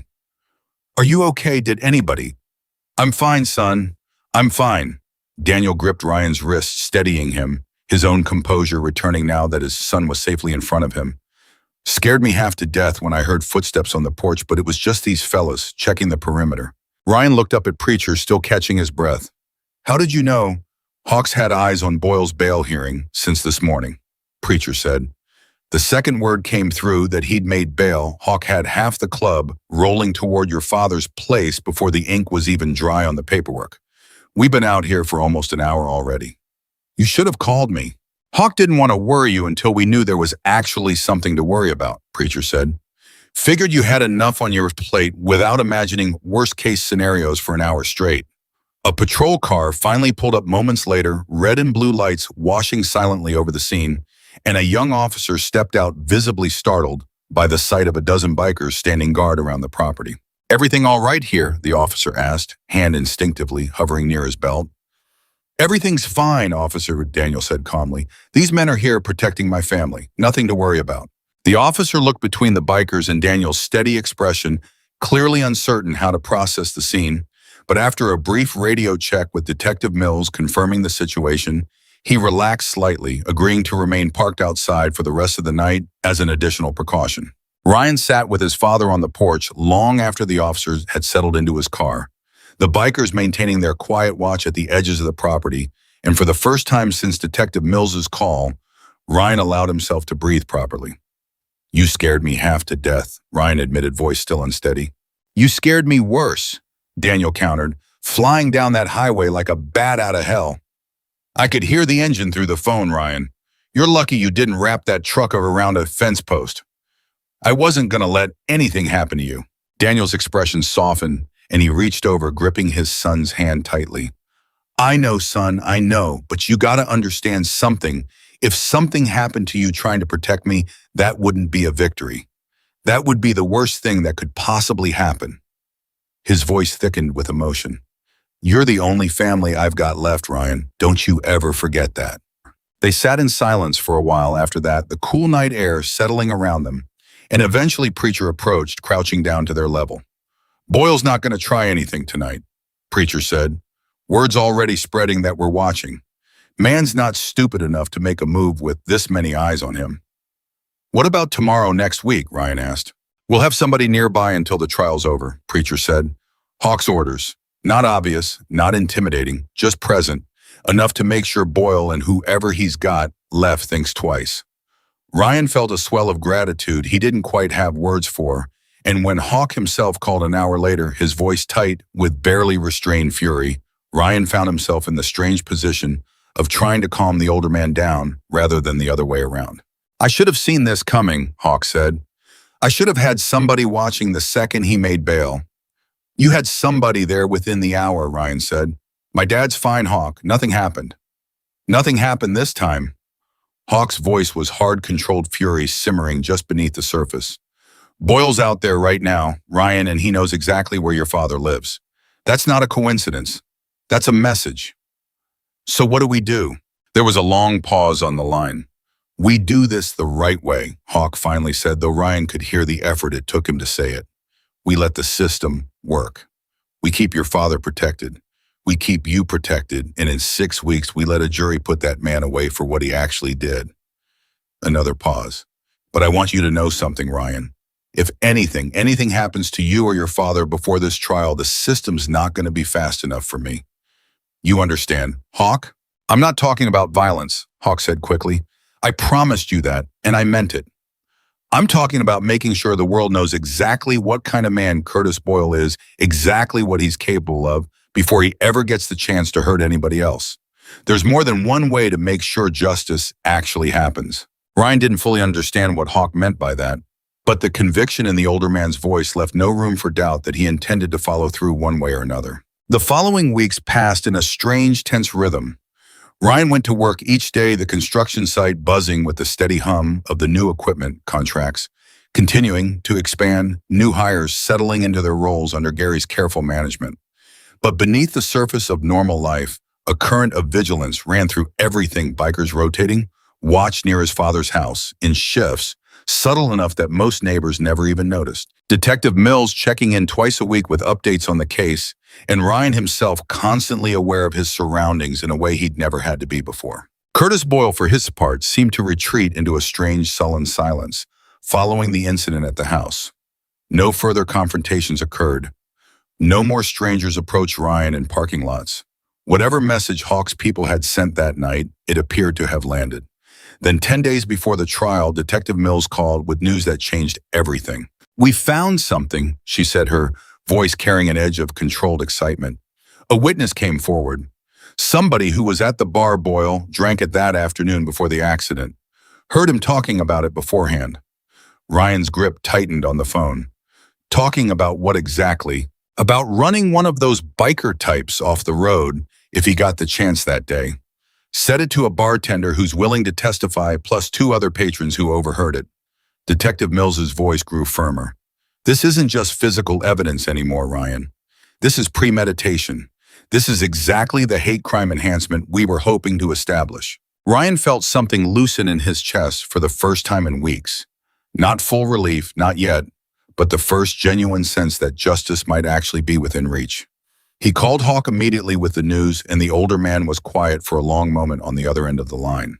"Premeditated," Hawk finally repeated, his voice carrying a complicated mixture of vindication and renewed grief. He was planning to do this to somebody. Didn't even matter who, as long as they wore the wrong patch. "Hawk on." "I'm all right," Hawk said, though his voice suggested otherwise. "I'm all right. This is good news, Ryan. This is exactly what we needed." But Ryan could hear the old wound beneath the words. Michael's death resurfacing again. The same senseless hatred and carelessness that had taken his son, now nearly claiming another victim 25 years later. The trial began on a gray Tuesday morning, the small county courthouse packed tighter than Ryan had ever seen it. Word had spread throughout the region about the case, drawing local reporters, curious residents, and much to the visible discomfort of the presiding judge, a significant contingent of Hell's Angels members who filled nearly 2 full rows of the gallery, dressed respectfully, silent, watchful. Ryan sat beside his father in the front row, Gary on his other side, having insisted on taking the day off work to be there for support. Hawk sat directly behind them, his cane resting against the bench, his expression carefully composed despite the visible tension in his jaw. Curtis Boyle sat at the defense table, considerably smaller in appearance than Ryan remembered from the brief, terrifying parking lot encounter, a thin, nervous-looking man in an ill-fitting suit, his lawyer whispering urgently in his ear as the proceedings began.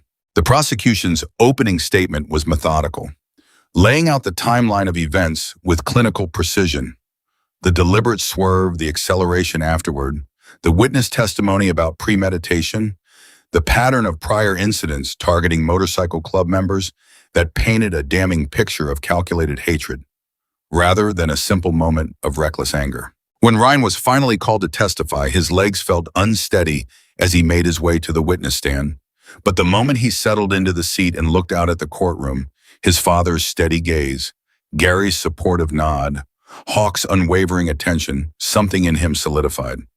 "Mr. Walker," the prosecutor began, "can you describe for the court exactly what you witnessed on the afternoon of the accident?" Ryan told the story again, the same story he'd now told countless times.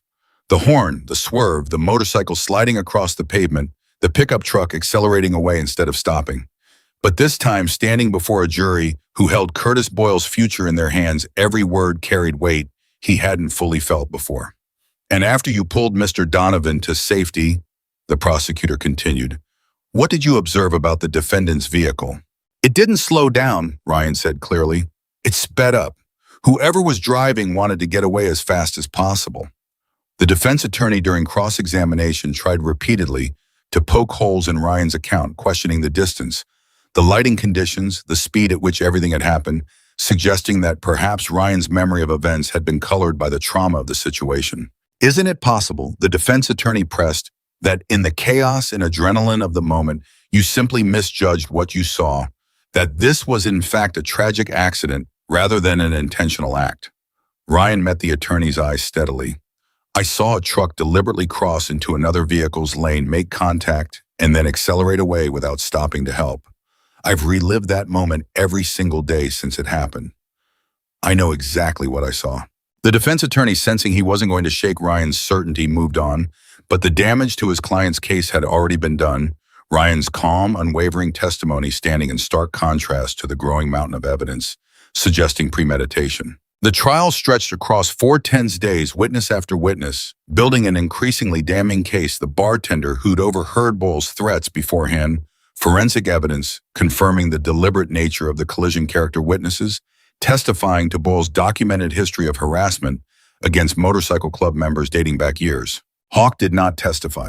His lawyer had advised against it, worried that the raw grief still visible whenever the topic of Michael arose might complicate the jury's perception, and Hawk had reluctantly agreed, though Ryan could see how badly the older man wanted to stand up and speak his piece. On the final day, as closing arguments concluded and the jury filed out to deliberate, the courtroom fell into a tense waiting silence. Ryan sat with his father, Gary, and Hawk in a small hallway outside the courtroom, nobody quite able to make conversation, the weight of the wait pressing down on all of them.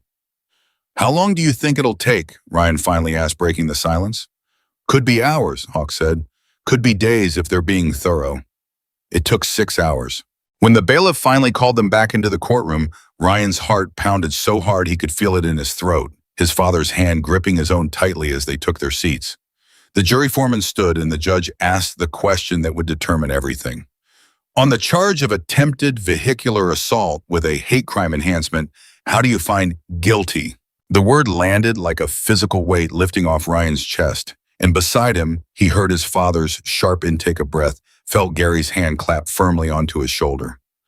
Behind them, a low murmur rippled through the rows of bikers, restrained but unmistakable in its relief. Hawk didn't say a word. He just sat very still, staring at the back of Curtis Boyle's head as the man was led away in handcuffs, his expression unreadable.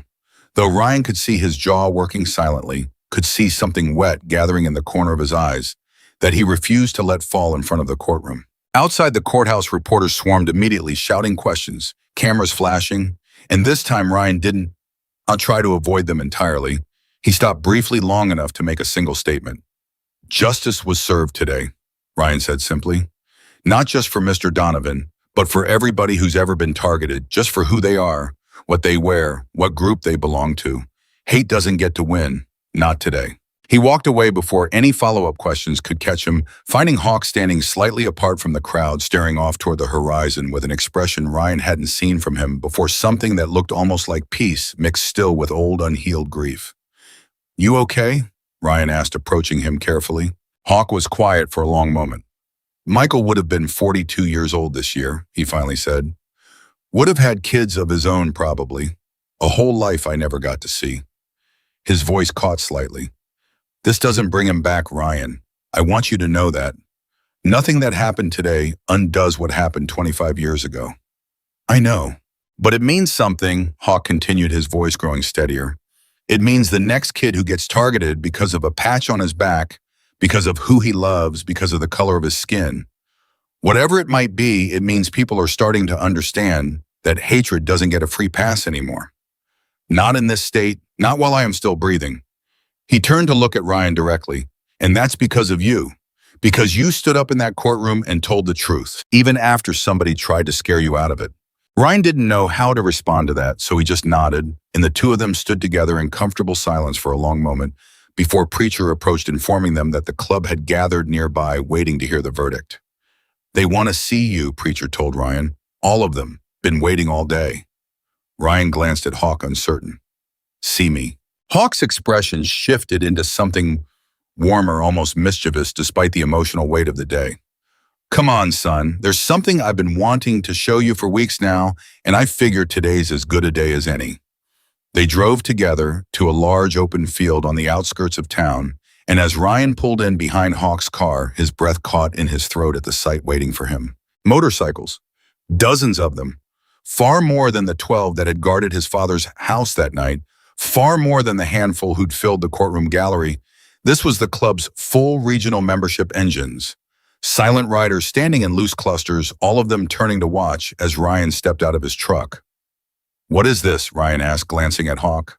"This," Hawk said, "is just the beginning of something I think you're going to want to see for yourself, but not today."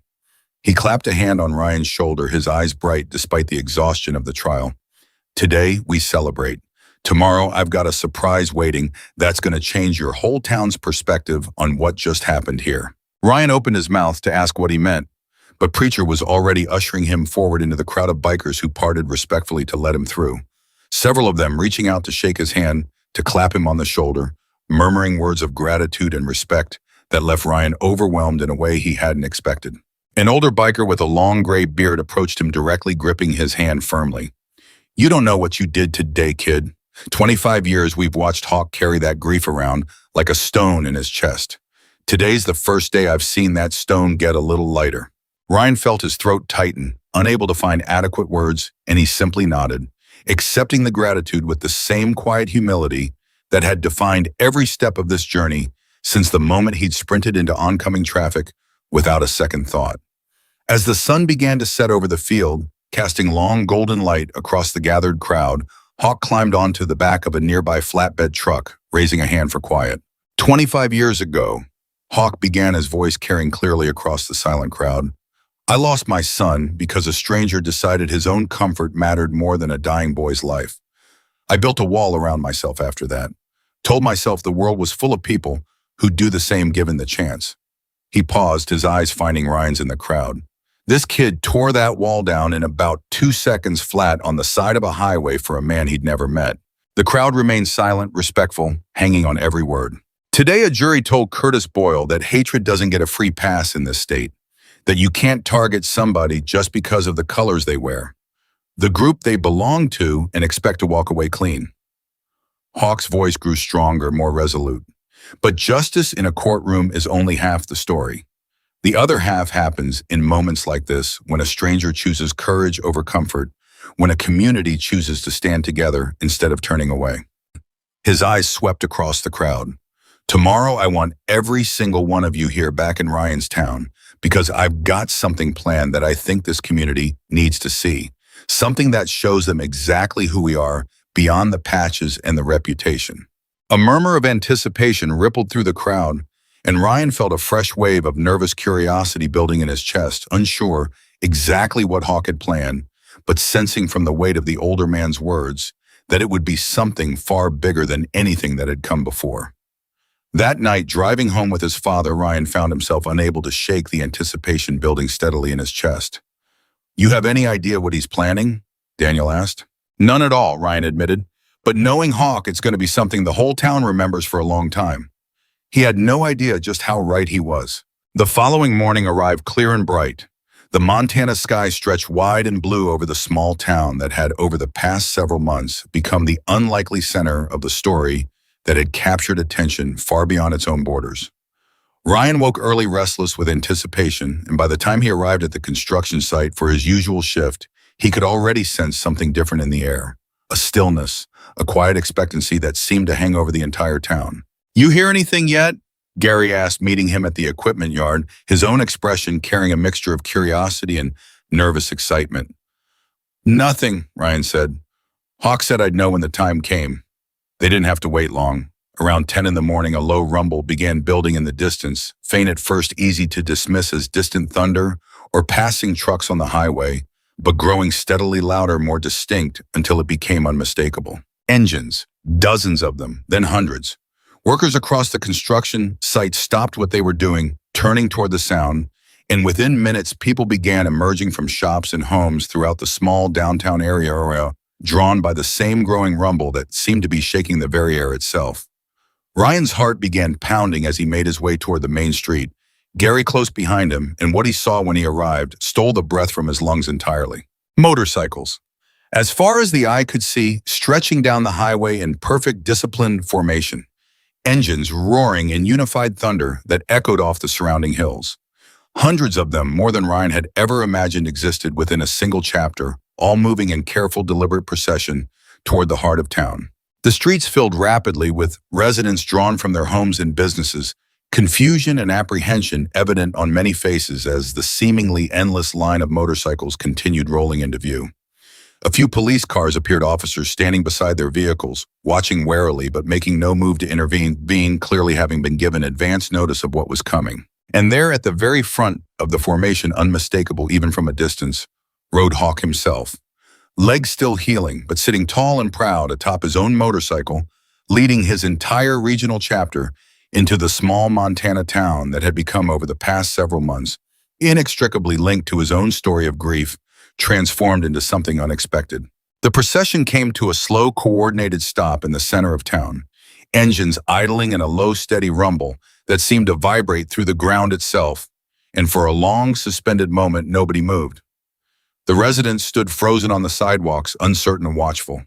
The bikers remained mounted on their machines, patient, disciplined, radiating none of the aggression the town might have expected from such an overwhelming show of numbers. Then Hawk dismounted, moving carefully with his still healing leg, and walked to the center of the street, and the entire town watched in tense silence as he raised a hand signaling for quiet, even though the crowd had already fallen still on its own. "My name is Marcus Donovan," Hawk called out, his voice carrying clearly across the silent street. "Some of you know me as Hawk. Some of you that have probably heard rumors about who I am, what my club represents, whether we belong anywhere near your town." He paused, scanning the crowd slowly. "I'm not here today to ask you to trust us. I'm here to tell you a story and then let you decide for yourselves." Ryan stood frozen at the edge of the crowd, his father beside him in his wheelchair. Gary on his other side, watching as Hawk began recounting the story that had brought them all to this moment. The accident, the rescue, the 2 seconds that had changed everything. But as Hawk continued speaking, Ryan realized with a jolt that this wasn't simply a story about gratitude anymore. It was about to become something the entire town would never forget. "I lost my son 25 years ago." Hawk continued, his voice steady despite the weight of what he was saying. "Michael, 17 years old, a stranger watched him die on a road just like the ones running through this county, and that stranger decided his own comfort mattered more than a dying boy's life. He drove away, didn't call for 20 minutes. By the time help arrived, it was too late." A hush fell deeper over the crowd, residents who had gathered out of curiosity now standing rooted with something closer to reverence. "For 25 years, Hawk went on, I told myself the world was full of people like that stranger. Told myself that was just how people were, self-interested, unwilling to risk anything for somebody they didn't know." His eyes swept the crowd before landing deliberately on Ryan. "And then 3 months ago on Route 12, a truck ran me off the road. My bike caught fire. I was unconscious, bleeding 20 feet from an explosion that would have killed me." He gestured toward Ryan, and every head in the crowd turned to follow the motion, hundreds of eyes suddenly fixed on him. Ryan felt his face flush hot, his instincts screaming to shrink backward, but his father's hand found his and squeezed once firm and grounding, and he held his ground. "This kid," Hawk said, "who'd never met me, who had no idea what patch I wore, until he'd already dragged me clear of the wreck, ran into oncoming traffic without a second's hesitation. Didn't stop to think about his own safety. Didn't stop to wonder if I was a good man or a bad one. He just saw somebody dying and did something about it." Hawk's voice thickened. 2 seconds. That's all it took him to prove 25 years of my own bitterness weren't wrong. A murmur rippled through the crowd, and Ryan caught sight of Mrs. Halloway, the elderly widow whose roof he'd fixed 2 summers back, standing near the front with tears already gathering in her eyes, nodding along like she'd known all along this day was coming. "I offered this young man money," Hawk continued.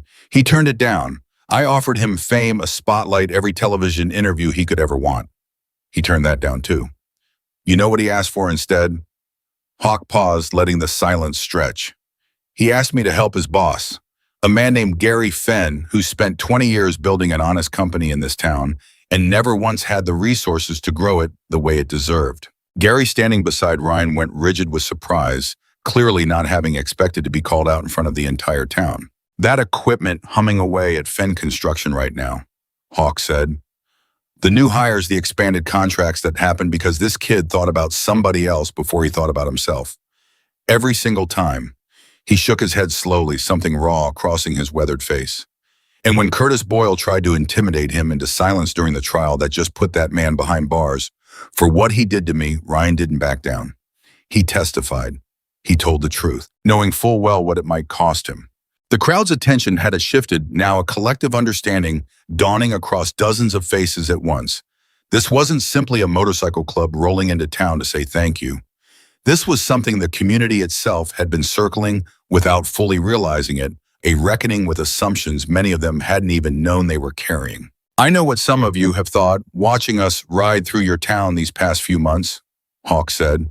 I know what the patches on our backs make people assume. I'm not here to pretend that reputation came from nowhere. Some of it we earned a long time ago in a different life. His gaze swept the crowd slowly. But I'm asking you to look at what's actually happened here. A company that's hired 6 new workers from this town. A young man who risked everything to make sure his boss and his community benefited before he ever thought about himself. A trial that put a dangerous man behind bars because people were willing to stand up and tell the truth. He turned, gesturing toward the formation of motorcycles stretching down the street behind him. Every single person you see here today rode 200 miles because a 22-year-old construction worker reminded us what we're supposed to stand for. Not fear, not intimidation, family, protecting people who can't protect themselves, standing up when it's easier to look away. His voice rose, carrying clear and strong across the silent street. So today we're not asking anything from you. We're just here to say thank you out loud in front of everybody, the way this young man deserves. He turned and nodded toward Preacher, who stepped forward, carrying a large framed document, walking it directly to Gary Fenn. Mr. Fenn, Hawk said, your company's partnership with our organization is fully paid, fully transparent, and permanently secured. No strings, no conditions beyond what's already in that contract you signed. But I wanted you to have this in front of your whole town so nobody ever has reason to doubt where that equipment came from or why. Gary took the framed document with trembling hands, staring down at it, his throat working silently as he tried to find words. 20 years, Gary finally managed, his voice cracking. 20 years I told myself I just needed one good break. One chance, my luck. He looked up first at Hawk, then at Ryan, his eyes glistening. Turns out the break I needed was hiring a kid who cared more about everybody else than himself. Laughter rippled through the crowd, warm and relieved, breaking some of the tension that had built over the past several minutes. Ryan felt his own eyes stinging as he watched Gary's composure finally crack, the older man wiping roughly at his face with the back of his hand. But Hawk wasn't finished. There's one more thing, he said, and something in his tone made Ryan's stomach tighten with sudden uncertainty. Ryan, come up here. Ryan hesitated, glancing at his father, who gave him a small, encouraging nod, and reluctantly he made his way through the parting crowd toward the center of the street, his heart hammering with every step. I told you a few weeks back, Hawk said quietly, just for Ryan, though his voice still carried in the hushed street, that I had something bigger coming, something that would take time to wrap your head around. The foundation, Ryan said. The foundation, Hawk confirmed, nodding. He turned back to the crowd, raising his voice again. This young man agreed to help me build something in my son Michael's memory. A fund to help families in this state who are going through what my family went through, what Ryan's own family went through after his father's accident.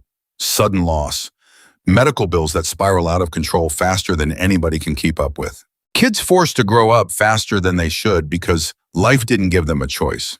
He reached into his jacket, pulling out another folded document, holding it up for the crowd to see, before turning to Ryan. The Michael Donovan Foundation, Hawk said, officially registered as of this week. Fully funded, fully legal, fully transparent, exactly the way I promised you it would be. His eyes locked onto Ryan's, fierce with emotion he no longer bothered hiding. And its first act before we've even opened applications to the public it is this. He handed the folded document to Ryan, who opened it with unsteady hands, scanning the words slowly as their meaning settled over him. It was a full scholarship, not just for the remainder of his engineering certification, but a complete 4-year program at the State University, room board, tuition. Everything covered alongside a formal offer naming him founding director of the Michael Donovan Foundation upon completion. Ryan's hands began to shake, the paper trembling visibly, and when he looked up at Hawk, he found the older man's eyes wet, unashamed, watching him with an expression that carried more warmth than Ryan had ever seen directed at him from anyone outside his own family. I can't accept this. Ryan started, the old instinct rising automatically. This is too much, Hawk. You already gave me my life back, Hawk cut in, his voice rough. You already gave Gary his company back. You already stood up in a courtroom and told the truth when a dangerous man tried to scare you into silence. He gripped Ryan's shoulder firmly. Let somebody give something back to you for once. Not because you asked for it, because you earned it 100 times over and had never once tried to collect. The crowd had gone completely silent, now watching the exchange with rapt attention. And somewhere near the front, Ryan heard his father's voice thick with emotion, unable to fully contain himself.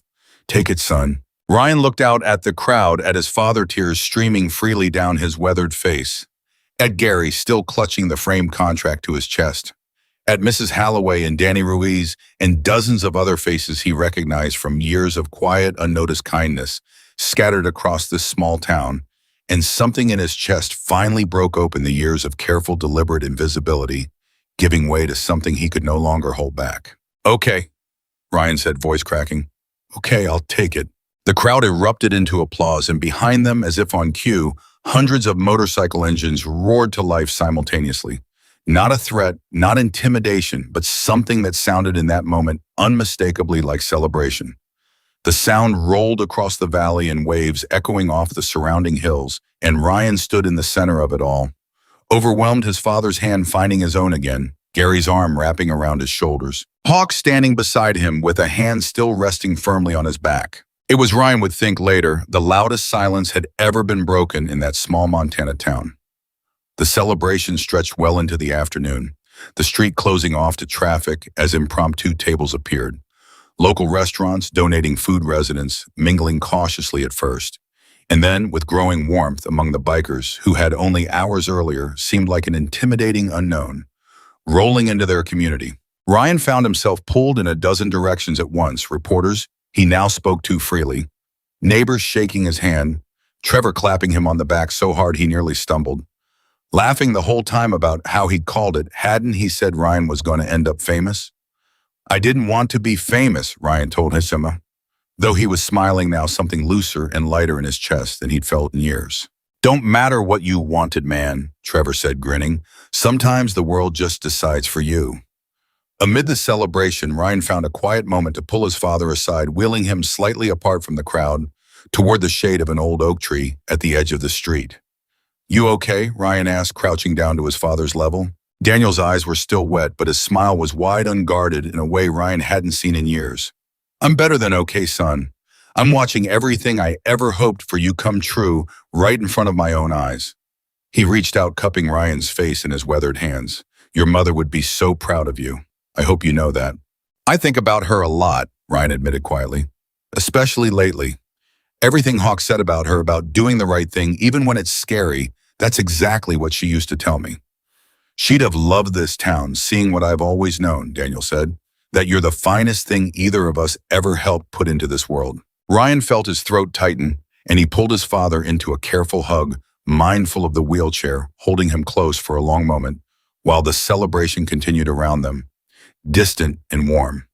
Later that evening, as the crowd began to thin and the sun dipped low over the valley, painting the sky in deep golden orange, Ryan found himself standing beside Hawk near the edge of the gathering, both of them quiet, watching the last of the light fade. "You gonna be all right?" Hawk asked. "All this attention, all this change coming at you at once." "I don't know," Ryan admitted honestly. "It's a lot, but I think I'll figure it out. I usually do." Hawk chuckled softly, a low, warm sound. "Yeah, I've noticed that about you." He was quiet for a moment, studying the horizon. "You know what Michael would have thought of all this of you?" Ryan didn't answer, sensing Hawk needed the moment to continue on his own. "He would have liked you," Hawk finally said. "He was like you in a lot of ways. Kind, stubborn about doing the right thing even when it cost him something. Used to give away his lunch money to kids who didn't have any, and I never even knew about it till his mother told me years later after he was already gone." Hawk's voice grew soft, wistful.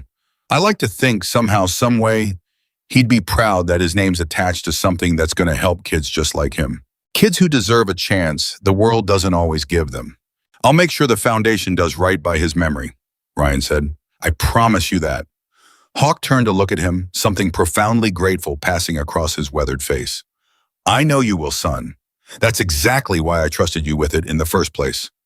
They stood together in comfortable silence as the last light faded from the sky, the crowd behind them slowly dispersing, motorcycles beginning to pull away in small groups, engines rumbling softly into the growing darkness. Curtis Boyle's sentencing hearing took place 3 weeks later, and this time Ryan attended not as a nervous witness, but as a settled, steady presence beside his father. and Hawk watching as the judge handed down a sentence that reflected the full weight of what had been proven in court 12 years with the hate crime enhancement, ensuring Boyle would serve the vast majority of that time before any possibility of parole. Justice, Hawk said quietly as they left the courthouse for the final time, doesn't undo what's already happened. It never brings back what's already went on. He glanced at Ryan. But it matters anyway. It matters that the next person doesn't get hurt the same way. It matters that hatred has consequences, even in small towns where people think nobody's watching closely enough to notice. Life in the months that followed settled into a new rhythm for Ryan, one that still contained the familiar rhythms of hard work and quiet responsibility, but now expanded to hold something larger than he'd ever imagined for himself. He enrolled in the university program that fall, balancing coursework with continued part-time work. At Fenn Construction, Gary insisting he stay on in whatever capacity fit around his studies, unwilling to fully let go of the young man who'd become as much a partner in the company's growth as an employee.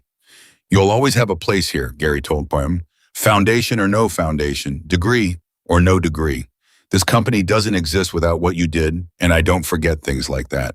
The Michael Donovan Foundation opened its doors to applications that same fall, and within the first month, Ryan found himself reviewing case after case that struck painfully close to home: families drowning under medical debt after sudden accidents, children forced into premature responsibility when a parent's injury upended everything, situations that mirrored his own family's struggle so closely that some nights he had to step away from his desk entirely overwhelmed by the weight of it. But alongside that weight came something else, the profound satisfaction of watching relief actually arrive for families who'd stopped believing help was possible. The first family the foundation assisted was a single mother in a neighboring county whose husband had been killed in a workplace accident eerily similar to Daniel's, leaving her with 3 children and a mountain of bills that had begun threatening to take the family home. Ryan drove out personally to deliver the news, and when the woman opened the door and he explained who he was and what the foundation could offer, she broke down completely on her own front porch, unable to form words for several long minutes. I don't understand, she finally managed. Why us? Why now? Because somebody once gave my family a chance we didn't think we'd get, Ryan told her gently. And I promised the man who started this foundation that I'd make sure that chance kept getting passed forward. Driving home that evening, Ryan called Hawk, his voice still thick with emotion, as he described the woman's reaction, the way her children had come running out when they realized what was happening, the disbelief slowly transforming into something like hope right in front of him. That's it, Hawk said quietly once Ryan finished. That's exactly it, son. That's what this was always supposed to be. Winter came and went, and by the time spring arrived, the foundation had assisted 11 families across the state, each story different in its details, but united by the same thread: sudden loss, overwhelming circumstance, and a chance to breathe again that hadn't existed before. Hawk's leg had fully healed by then, though he still favored it slightly on cold mornings, a permanent reminder of the day that had set everything in motion. He and Ryan had settled into something that neither of them had quite expected, but both had come to treasure, not quite mentor and mentee, not quite something as simple as friendship, but a bond forged in gratitude and grief, and the shared understanding of what it meant to choose courage when the easier path was simply to look away.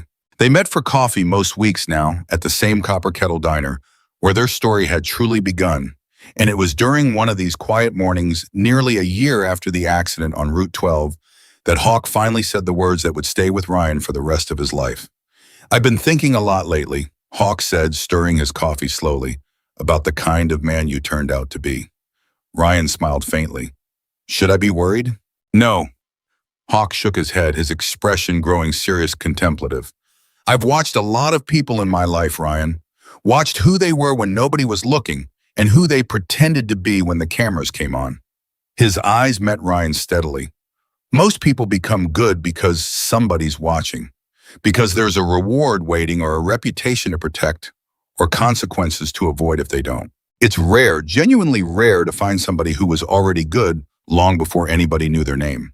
Ryan felt the familiar heat of embarrassment rising in his cheeks, the old instinct to deflect praise still alive and well, even after everything that had happened. I just try to do what's right. That's exactly my point, Hawk said, a faint, knowing smile touching his weathered face. You say that like it is simple, like everybody does that. But they don't, son. Almost nobody does that, not consistently, not when nobody's around to notice. He leaned forward slightly. You fixed that widow's roof 2 years before any of this happened, and you never told a soul about it. You paid for that veteran's groceries and disappeared before he could even thank you. You asked for equipment for your boss before you'd let yourself accept a single dollar for your own future. His voice grew quieter, more solemn. You were good long before anyone knew your name, Ryan. That's the truest thing I know about you. Ryan sat with that for a long moment, the weight of it settling into his chest, and when he finally spoke, his voice carried a quiet certainty that surprised even himself. Doing the right thing shouldn't depend on who's looking, Ryan said simply. That's what my mom always told me. I guess it just stuck. Hawk nodded slowly, something profoundly moved passing across his face. It's stuck, all right. Stuck in a way that's changed a whole lot more than just my life. They sat together in comfortable silence. After that, the diner quiet around them.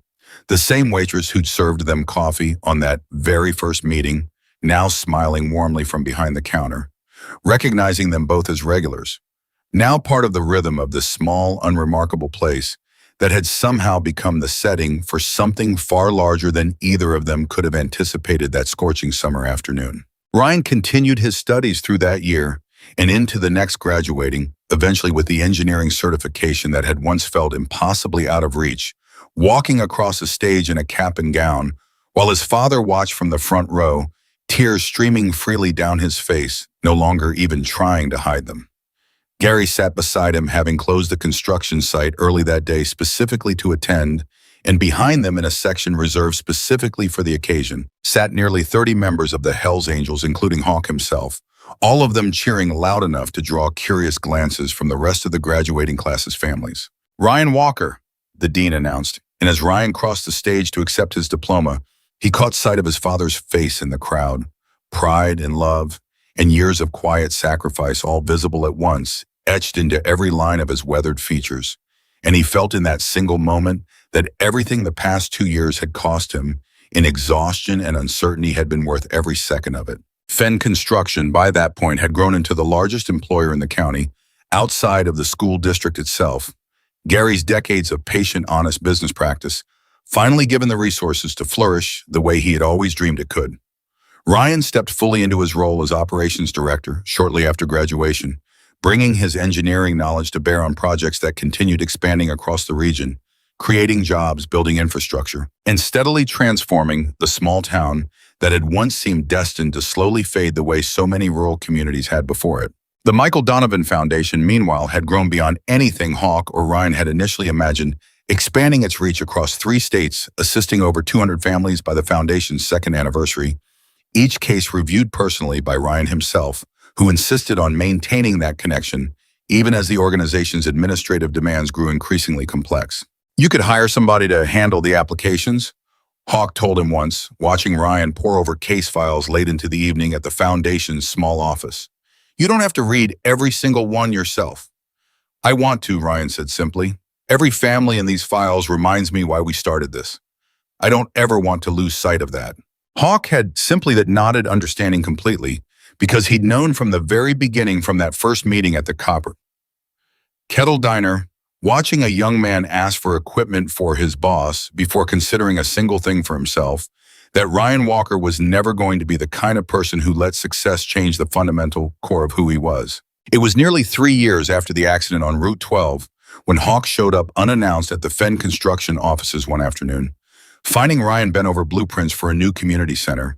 The company had been contracted to build a project funded in part by continued partnership investments from the club's legitimate business interests, designed specifically to serve the town's growing population of young families and elderly residents alike. You got a minute? Hawk asked, leaning against the doorframe. Ryan looked up, smiling immediately at the sight of him. Always. What's going on? Hawk stepped inside, moving easily now. No trace of the limp that had once marked every step.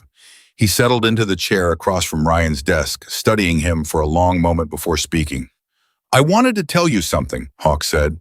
Something I've been sitting with for a while now, and I finally figured out how to say it properly. Ryan set down his pen, giving Hawk his full attention. Okay. You remember what I told you back at my house the day I told you about Michael? Hawk asked. about how I'd spent 25 years believing the world was full of people who'd rather protect themselves than help a stranger. I remember. I don't believe that anymore, Hawk said simply. Not because the world changed, not because people suddenly got better. He leaned forward, his eyes steady, sincere. I don't believe it anymore because I watched you day after day, month after month, choose to be exactly the kind of person I'd stopped believing existed. Not because it was convenient, not because anybody was watching or rewarding you for it, just because it's who you are but all the way down. Ryan felt his throat tighten, the familiar emotion rising even now, even after everything they'd been through together. You gave me my life back on that highway, Hawk continued, his voice thick with emotion he no longer bothered concealing. But what you gave me after that, Ryan, the proof that goodness isn't some rare accident, that it's a choice people can make every single day, if they decide it matters enough, that gave me something I thought I'd lost forever the night Michael died. You gave me my faith back. In people, in this world, in the idea that all the sacrifice, all the grief, all of it might actually mean something in the end.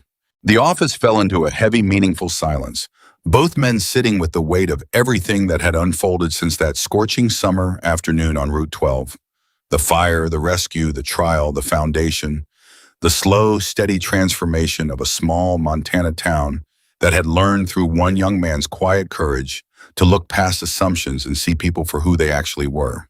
Most people become good because someone is watching, Hawk said, finally, his voice carrying the same weight it had carried the very first time he'd said these words to Ryan months earlier, on the day the entire town had gathered to witness something none of them would ever forget.